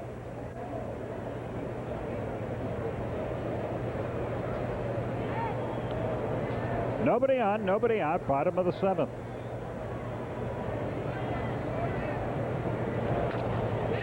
Into right field, but Reggie's there, 1 out. Time for our Holiday Inn Express in the booth question. It comes from Susan Stowe of Clarksville, Georgia. What catcher holds the record for most home runs in a season? That mark is currently held, Susan, by Todd Hundley of the New York Mets, who hit 41 back in 1996, broke the record of Roy Campanella, who had held it since 1953. The American League record, 35 by Pudge Rodriguez in 1999. Thank you for the question. 1 ball, no strikes. Javi Lopez has a chance to beat that record this year. He has another one of those home run explosions of his. Boy, had a good cut there, but he fouled it back. They've been pitching him up and away all night long. 1-1 the count. Don't forget, another game follows this one. Brian Meadows and Shane Reynolds will pitch it. Got a curveball by him on the inside edge. It's 1-2. The outfield plays Giles as an off-field hitter around toward right.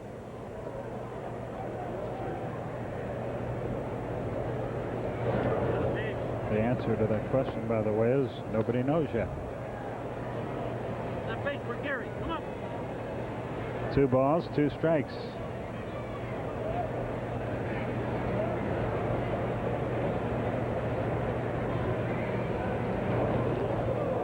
He had to skip the rope to get out of the way of that one. 3-2 the count. That's just a case of a guy trying to make sure that he buries that slider down and in, doesn't make a mistake with it, and almost hit him in the process. Boy, when you get hit in the process, that really hurts. It does. Never want to get hit there again. The payoff pitch. Threw the fastball high and away again and got him. 2 out in the 7th. And the 6th strikeout for Oliver Perez. You can see him pump his fist there. That's exactly where he wanted to throw that pitch. And it was tailing a little bit away from Marcus Giles. It might have even been a ball. Sheffield has tripled in a run. He's singled and he's flied to left, so he's seen the ball well against Perez. There's that breaking ball again, 0-1. He's getting it right in on their hands, much like Al Leiter of the Mets does.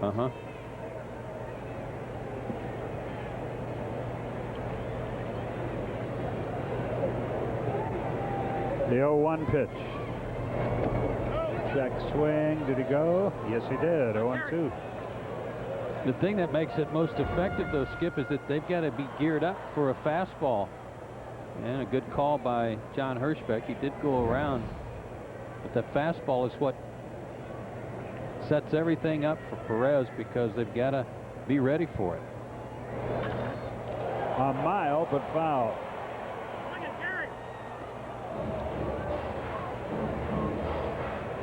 The fan that foul ball hit closest to wanted no part of that baby. Smart man. Trying to hide behind the railing. Let the kids have it. Good for you, sir. The 0-2. Fly ball into right. Sanders a long run. But he's a good outfielder. Inning in game 1 of this doubleheader, and it's time for In the Dugout, presented by Phillips and Best Buy. And of course, Terry Pendleton never wasting any opportunity to talk a little bit about hitting. Talking with Julio Franco, who's in his first game back after being on the disabled list, and maybe Terry pointing out something to Julio after a couple of at-bats. Fans, remember what inning it is right now, and log on to tbssuperstation.com for more information on the In the Dugout sweepstakes presented by Phillips. Speaking of hitting and the Braves hitting coach, first the pitch to Jose Hernandez. That should be easy. It is 1 out. Bobby Cox on his radio show tonight, I asked him about the struggles of Andrew Jones and Robert Fick of late. And I said, I know that if hard work is the answer, there won't be a problem because they both work so hard at it. And he said something interesting, I thought. He said, maybe we're working at it too hard. We're giving them too much to think about Not being critical of Terry at all, just saying we've been talking about maybe just backing off a little bit and letting them find their way. And sometimes that's not just that's not even Terry Pendleton trying to get them to work through their problems. That's them dragging Terry to the cage and saying, help me work through the problems. And it's hard to keep them out of the cage. They want to hit all the time. 1-2 is the count on Jack Wilson. Rob Makoviak is on deck to pinch hit next, which is good news if you're a Braves fan, because we've seen enough of Oliver Perez tonight. He's been terrific. 2-2 the count.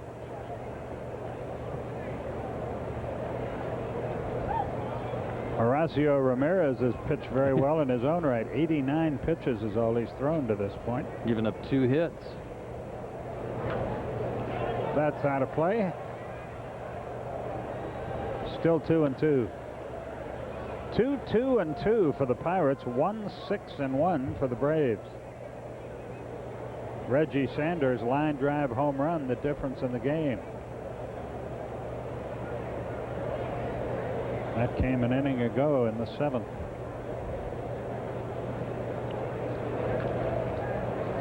Still 2-2. Julian Tavares, the right-hander. Joe Beimel, the left-hander. Braves touched Tavares up and out of the bullpen in one game in Pittsburgh, but then he went down to Florida and was outstanding. Now Makoviak has been called back, and Abraham Nunez has moved on deck. Sometimes it's a lot about how you warm up in the on-deck circle, you know, how you... Apparently. I was never aware of that. They can put whoever they want out there. After Wilson does some, we'll find out if, in fact, they're going to change pitchers. My guess is they are. Well hit left field again, but Chipper's got room for this one. 2 out. And Nunez will be announced here.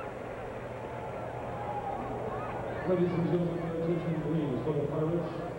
Now continuing for Perez, number 6, Abraham Nunez. Nunez bats right against the left-hander. He's hitting .245 for the year, just 1 for 22 as a pinch hitter, so this has not been a pleasant role for him this year, and it still isn't. We go to the bottom of the 8th, 2-1 Pirates.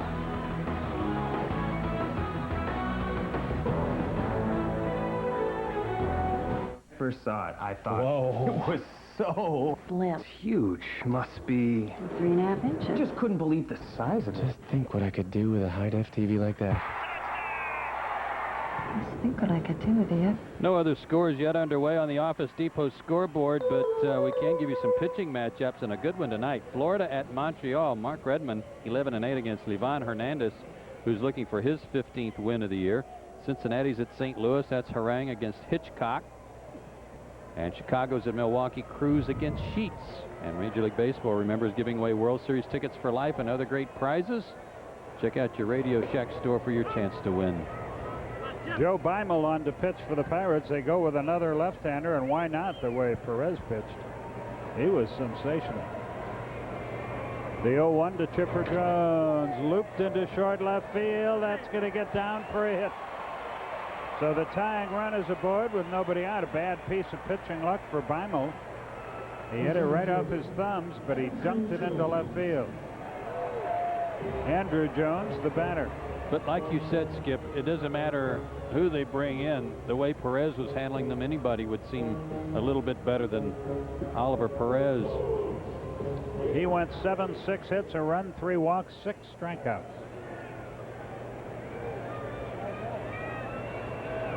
And that's cheering news to the Pirates, who got some criticism for the Giles trade.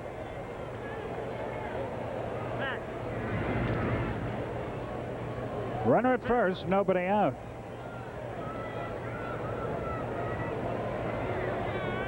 Andrew Jones, Lopez, and Benny Castilla, the next three against the left-hander.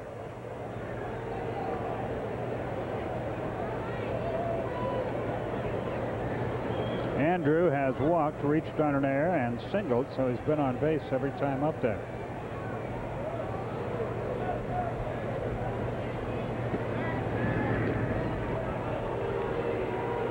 Joe gave you the schedule of upcoming games. Laura Oakman and the gang back at the studio are going to have, here comes Lloyd McClendon, going to have a lot to talk about tonight when those games get underway. That might be all for Beimel with all these right-hand hitters coming up anyway. Usually those throws to first base are called from the dugout, and that may have been the reason they were doing it, was to give Tavares a chance to loosen up some more. Tavares gets the call, and Beimel gives up a blue pit, and he's out of the game. As we said, that's just simply bad pitching luck. So Julian Tavares will come on, and we'll be back right after this.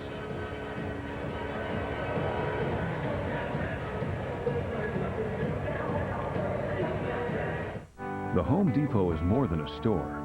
It's the only place to... Games worth waiting for on TBS Superstation. Julian Tavares takes his warm-up tosses, runner at first, and nobody out here. In the bottom half of the 8th inning, Beimel went no innings, allowed one hit.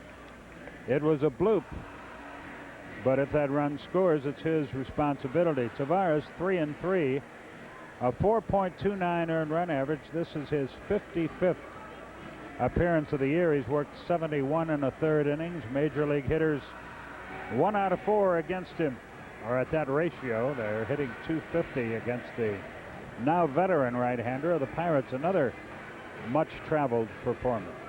Suffered the blown save Friday when the Pirates eventually came back to win in the walk-off base hit by Jose Hernandez, but then went down to Florida on Tuesday night and threw those 2 shutout innings against the Marlins to pick up his 4th save of the year. So Andrew Jones is the batter. Andrew usually likes to pick on the first pitch if it's close from a new pitcher.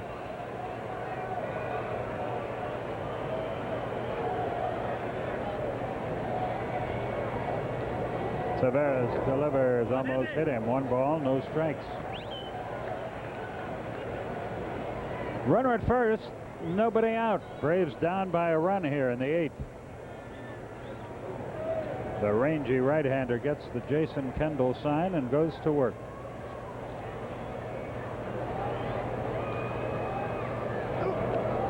There's a strike at the knees. His knees sort of buckled on that ball, too. Turned his back to the hitter a little bit, had some good sinking action on it. I think you're doing Andrew a favor right now, though, if you throw him anything middle of the plate in, even trying to jam him. The 1-1. High fly ball, right center field. Redmond on the run, on the track, but he's got a chipper tagged. He's going to try to move up, and he's going to make it. Alert base running there, gets into scoring position with 1 out.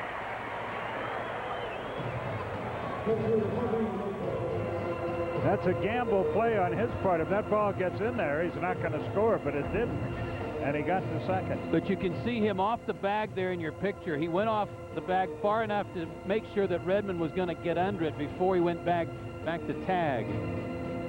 And that was a big play, acting just like a sacrifice bunt to get the tying run, potential tying run, into scoring position. And take the double play out of the mix for the Pirates as well. Tavares in his career against the Atlanta Braves, 3-3 with a 7.67 ERA. They've hit him pretty well.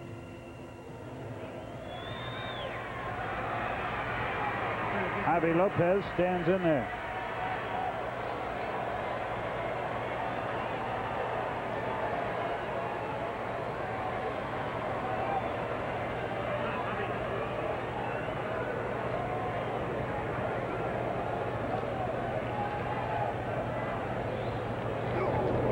There's a strike, 0-1. He's got a good sinking fastball, and he throws hard. When he just throws his 4-seamer, it's in the low to mid 90s at times, and that one was 94. He's also got a good sinker.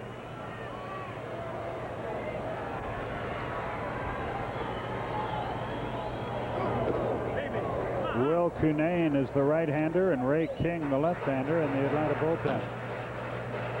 1-1 the count to Javi.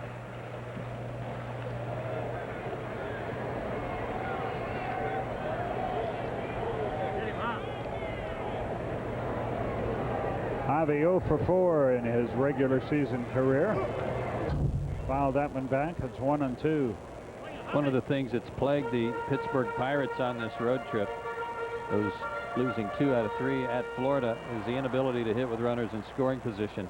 That is so big in September for any ball club, but especially one like the Braves, who are battling for a spot which at this point is the best record in the National League for home field advantage. Got to take advantage of every opportunity in close games.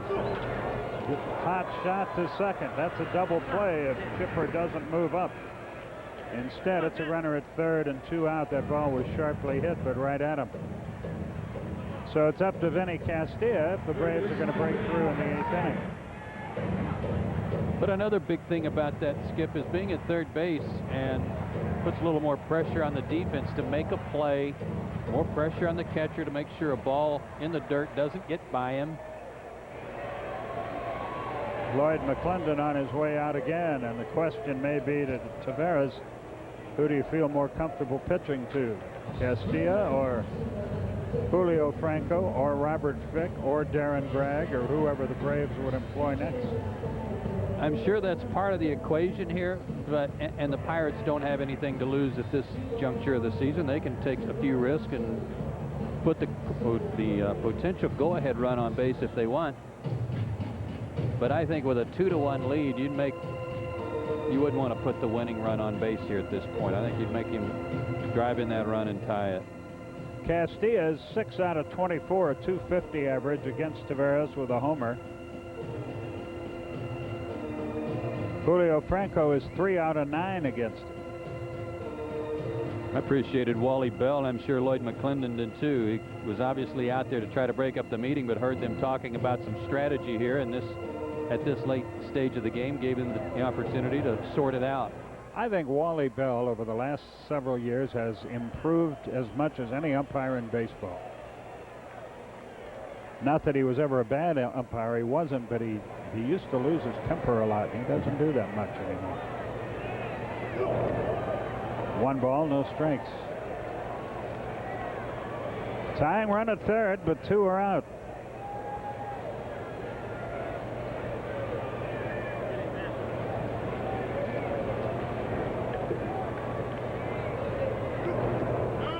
Breaking ball, no swing, 2-0. It would appear on those first 2 pitches that they have no intention of throwing Vinny a strike. They just want to put something in the vicinity or in the neighborhood, hoping he'll swing at it.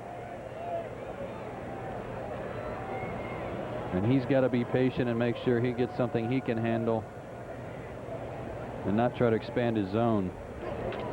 Into center field, base hit, tie game. Redmond got a bad jump on that ball and then was afraid to gamble.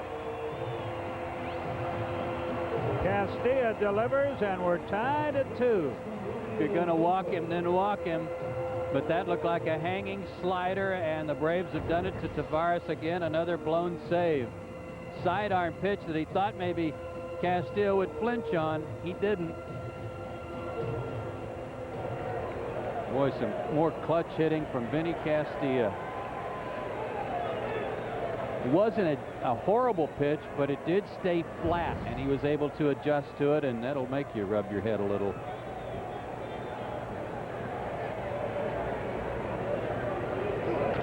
Franco bounces it to second, and we go to the 9th, all tied 2-2.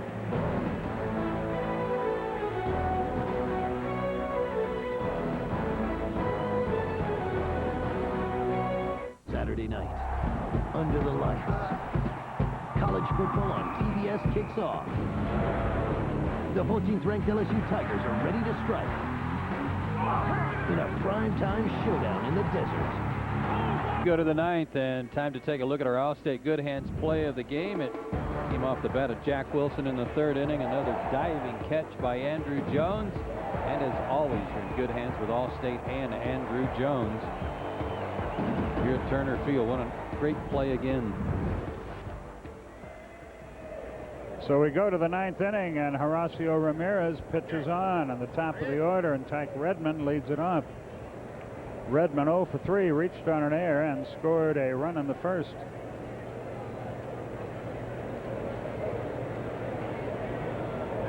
Pirates 2 runs on 2 hits. The Braves have pounded out 8 hits, have left 9 men on base. That's easy. 1 pitch, 1 out. That's the 15th out by way of ground ball for Ramirez, too, and that's a terrific sign. The Braves hierarchy is just giddy about this guy, Ramirez. They think he's going to be the real deal for 15 years or so.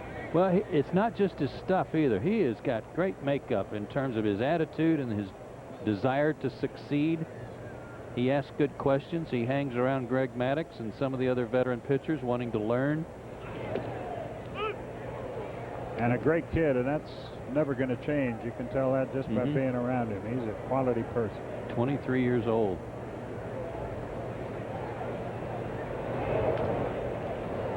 One and one, the count. Rebele has singled, grounded out, and popped out.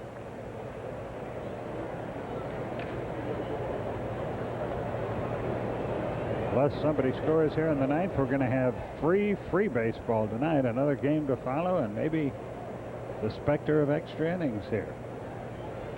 It's a beautiful night in Atlanta. Why not? Think about that $1 ticket. Yeah, what a bargain. Break that down per inning. I wonder if Clark Howard's here. I bet he is up there somewhere. If he could get in for $1, you know he is here. He's a nice fella. Just like he sounds on the air. For those of you who don't know who we're talking about, and there are very few of you, I'm sure he's now a nationally syndicated radio star. The 0-2. Rebele waits and gets a base hit up the middle. Only the third Pirate hit of the night. So the go-ahead run is on with 1 out, and here's Jason Kendall. 0 for 3 with an RBI on an infield roller. Rebele has 2 of the hits and no more success that the Pirates have had tonight. Don't be surprised if they don't try a little hit and run or something here. Kendall very good at going the opposite way.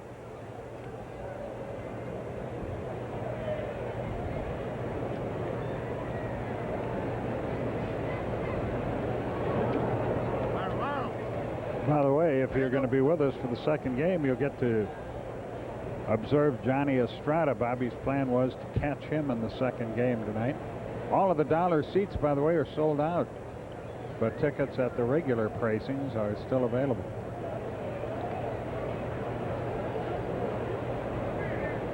One ball, no strikes. Hit hard, just missed a double down the right side, and that would probably have scored the run. 1-1 the count. Looking ahead to the Atlanta half of the ninth. They'll try to win it with, in all likelihood, a pinch hitter for Horacio Ramirez. Then for Call and Giles, if anybody gets on, Sheffield. Remember that Kendall was a leadoff batter for many years for the Pirates. He's a guy who can handle the bat, he can run, and almost completed that hit and run. A lot of room on that right side with Franco holding the runner aboard. And if you stick around between games, back at TBS Sports Control, they're going to have a preview of the debut of college football for 2003 on the Superstation. That game between the Arizona Wildcats and the LSU Tigers. And we'll have that interview with Gary Sheffield, too. Might still be a double play, and it is. Giles ran right into it. They sent the runner, and it cost him a hit. 4 unassisted and on to first. Bottom of the ninth, still tied.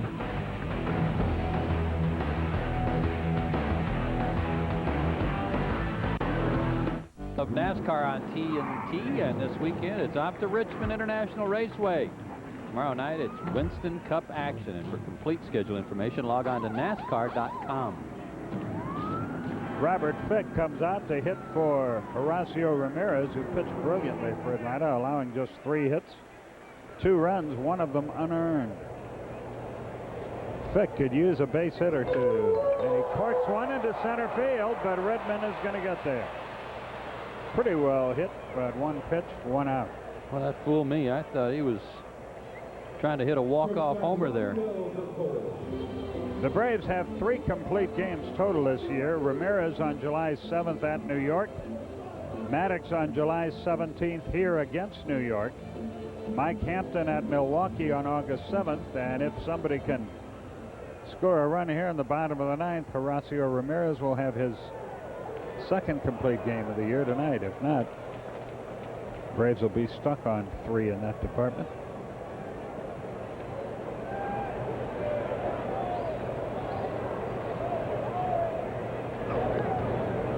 He ran up, was going to try to slap one by Hernandez, but took it. 1 ball, no strikes.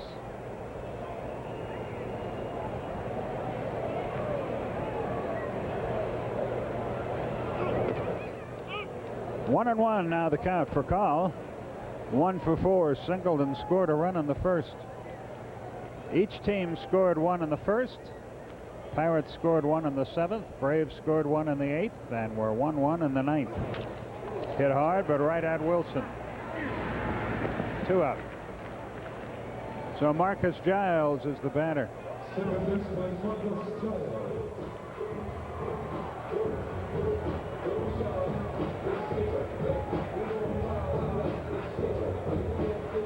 Giles tonight has sacrificed, struck out, flied to center, struck out again. So he's due. They've been getting him with high fastballs for the most part. Flirting with danger if he keeps throwing him upstairs, though. They did, and right under his chin. 1 ball, no strikes.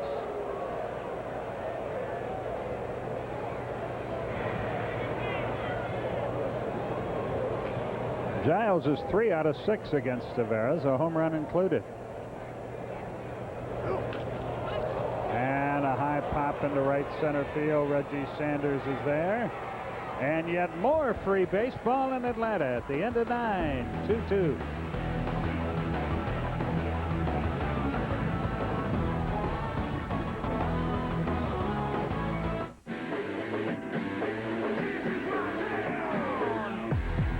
Football town, I know my team needs me. Boys, the game could be lost. It's football town. I know it. Normal with Craig, and we're not welcome. Bull.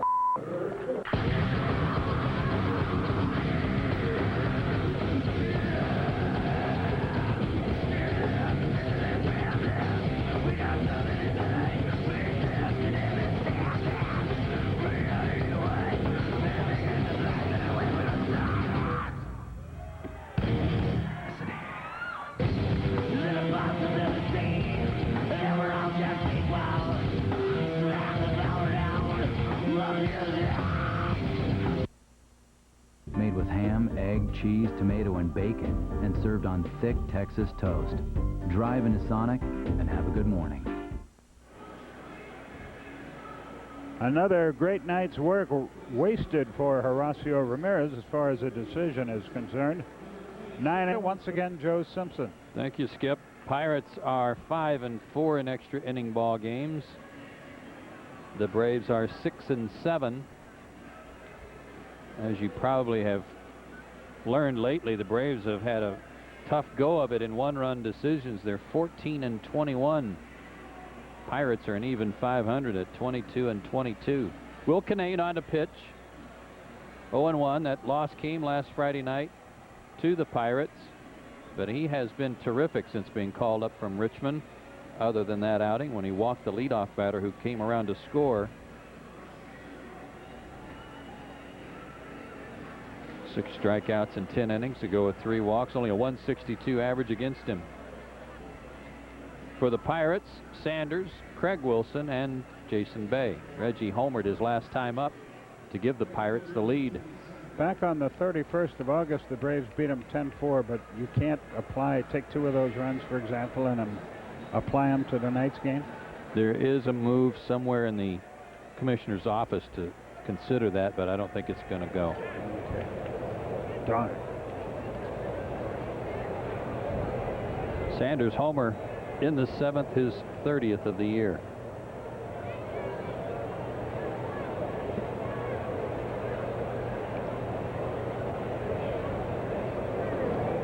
Canane goes to work. Starts him with a strike.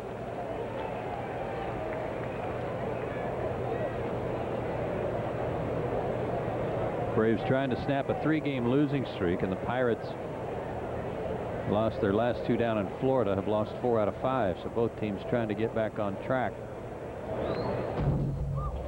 0-2.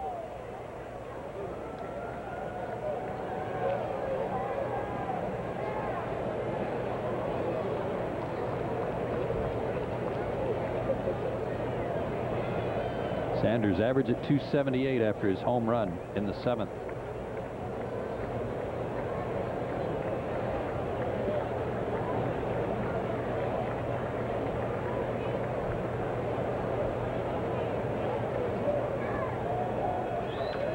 Out of play, still 0-2. What was it you were saying earlier about after this game? Well, the Braves wanted to play the second game first in this doubleheader, but we're not allowed to do so. Probably a good idea. Would have been a good idea, Yeah. as long as this one looks like it's going to go. Well, that's another one of those things there's commissioners studying, but they haven't. Sort of like Montreal moving their team to Smyrna. That one's under consideration, too. Got him looking. Good fastball by Canane. Strikes out the first batter he faces. He's got a good fastball. And he painted the corner with it. Like he caught Reggie guessing, looking for something else. Craig Wilson's fanned twice today against Ramirez. He's 0 for 3. Should check out his super card. But a long ball threat. 5 homers, 10 RBIs in his last 16 games. 0-1. Did you read about the disc jockey that passed himself off as the Premier of Canada and talked with Bud Selig on the air for 10 minutes? No. Yeah. Foul ball, 0-2. Oh, boy. I think he was from Quebec City. His name wasn't Roy D. Mercer, was it? I don't believe so. Why? Got him looking. Back-to-back called third strikes for Canane. If they don't swing, you got a pretty good chance to get them out. Yep. Same pitch, fastball, outside edge. And no arguments. Both hitters knew they just got fooled. It's pretty good movement by Canane. Get the ball to come back for him, too. Jason Bay 0 for 3, a strikeout and 2 grounders to short. 8 pitches, 8 strikes for Canane so far.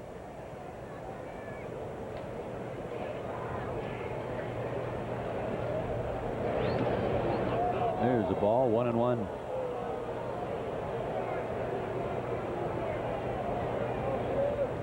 In the bottom half of the inning for Atlanta, Sheffield, Chipper, and Andrew. Heart of the order. Good breaking ball, buckled his knees, 1-2.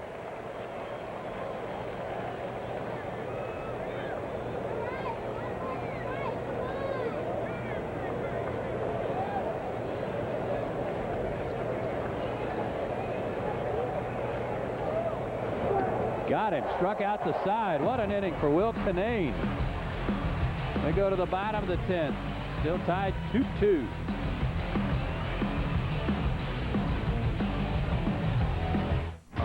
Straight to big. Well, we're about to go to the bottom half of the 10th inning. Well, you know, it's a twine-nighter tonight. G.Sheffield will be the subject of a Joe Simpson interview between games. Best of Inside Tracks, that's when players have been mic'd and coaches in the dugout throughout the year to this point. And a good college football game coming up tomorrow night here on TBS, while the Braves game is on Turner South. A couple of changes for the Pittsburgh team. Carlos Rivera now at first. Mark Corey is the pitcher, and here's Joe again. Thank you, Skip.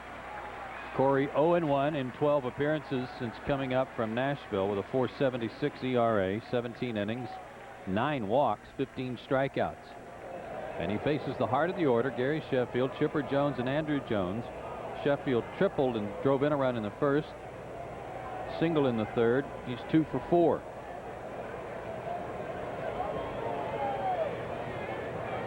Bottom of the 10th. Breaking ball strike.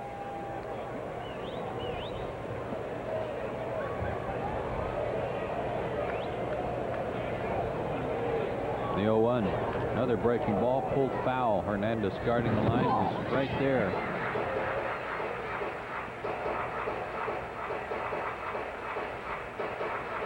It's been on pitch counts like this where Sheffield has been willing to hit the ball to right field. Let's see if they give him something to hit that way. No, he pulls it. And Wilson with a diving stop and a good throw got him. There's an example of what Jack Wilson has meant to the Pirates all year long. That's a big spot in the ball game too. Instead of a winning run aboard, it's 1 out, nobody on, and he goes into the hole and makes a good play too and shows a good arm. He could never really get set for that throw and got it over there in good shape. Got to his feet in a hurry. Chipper Jones is 1 for 3 with a walk. He's single leading off the 8th inning.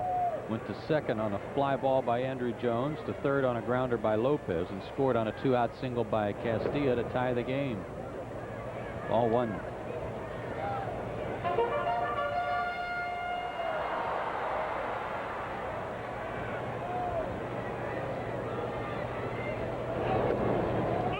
Strike called, 1-1. Some games getting underway. Detroit's taking a 2-0 lead over Toronto there in the first.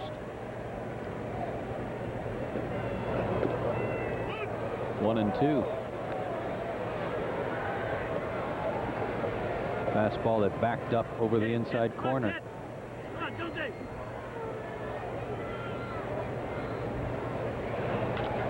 Well hit to right center, headed for the gap. Redmond looks up. That ball is gone. That ball went out of here off the top of the wall. Chipper Jones just won the ball game. It hit right on top of the yellow line and skipped out. And the Braves win it 3-2.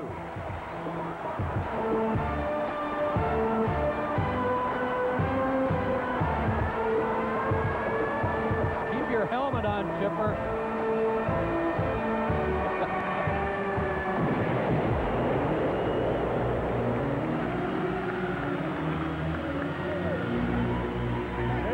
Look at it. I was wondering whether it was going to get a double or a triple. I thought it was going to hit halfway up the wall, but it hit that back wall. And thus the Braves have themselves a victory, and Chipper has his 93rd RBI of the year. We'll be back with the totals and the highlights right after this.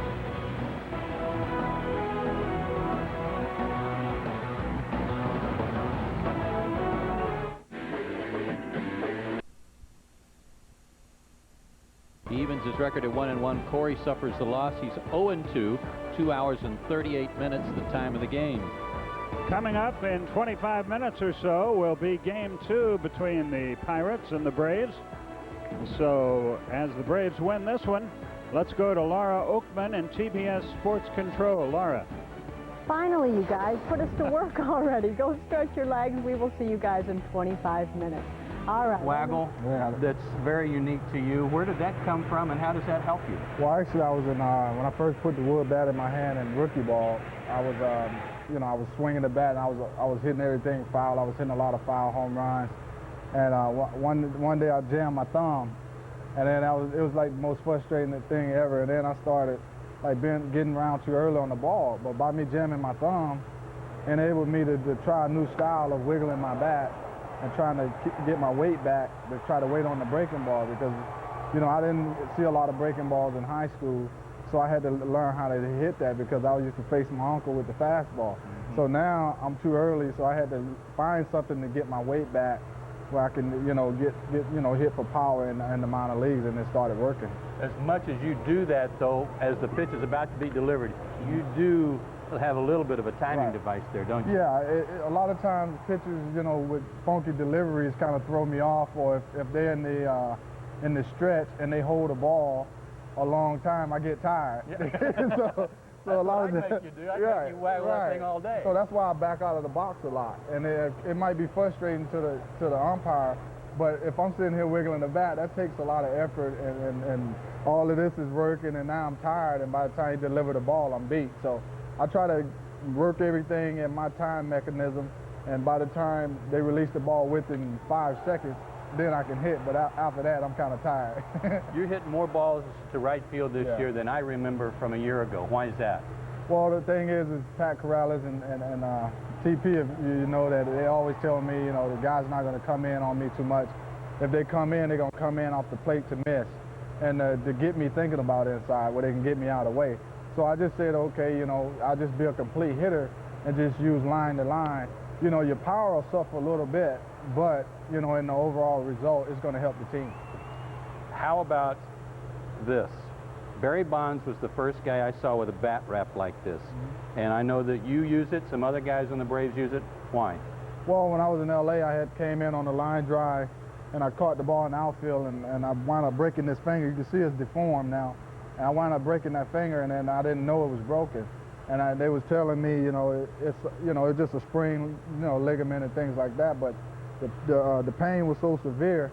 Sammy Sosa came in town, and I seen his bat was wrapped like this. And I picked up one of his bats, and I put my hand on it, and I was like, man, that just took a lot of pressure off of that finger. So he gave me one of his bats to use that night, and I hit 2 home runs with it, and I never changed it. I don't blame you a bit. Now, with respect to what happened on this last road trip, getting swept by the Mets, but you had a great quote.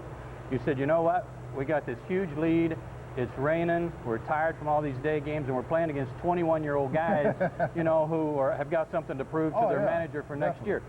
At what point do you guys turn it on and get ready for the postseason? Well, time is now. The thing is that, you know, that was a wake-up call. You know, we played Pittsburgh before that, and we wound up getting a day off, and then we played pretty well after that. They won the first game, but we rebound from that.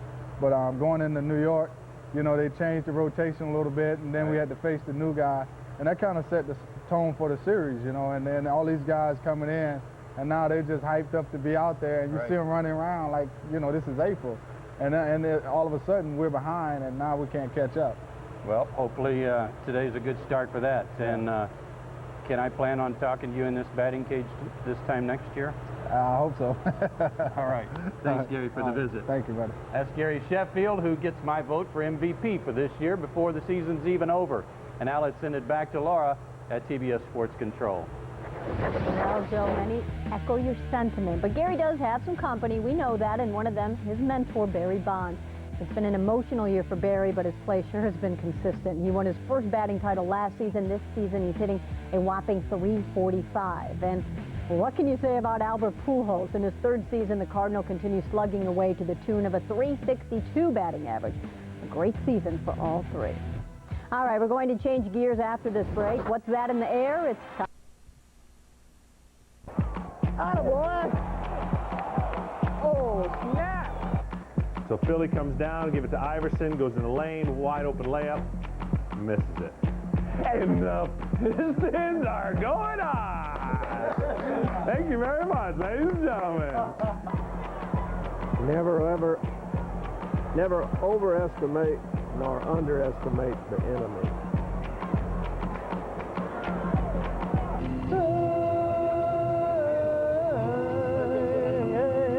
Tell Roger Riley if they want us to wear these. So they're good, right? For the family? Oh, yeah. They take care of them? Well, they usually do. Bet you Don Sutton's up there talking about Wolfie's curveball. likes curveball. When you coming off to a Sunday? I'm pitching Sunday. Really looking forward to it. Nice big game, sweaty, hot. Didn't take you all day to get loose.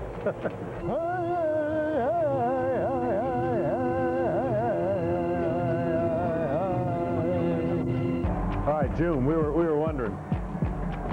June Bong, is that like JoJo Smith, the same name?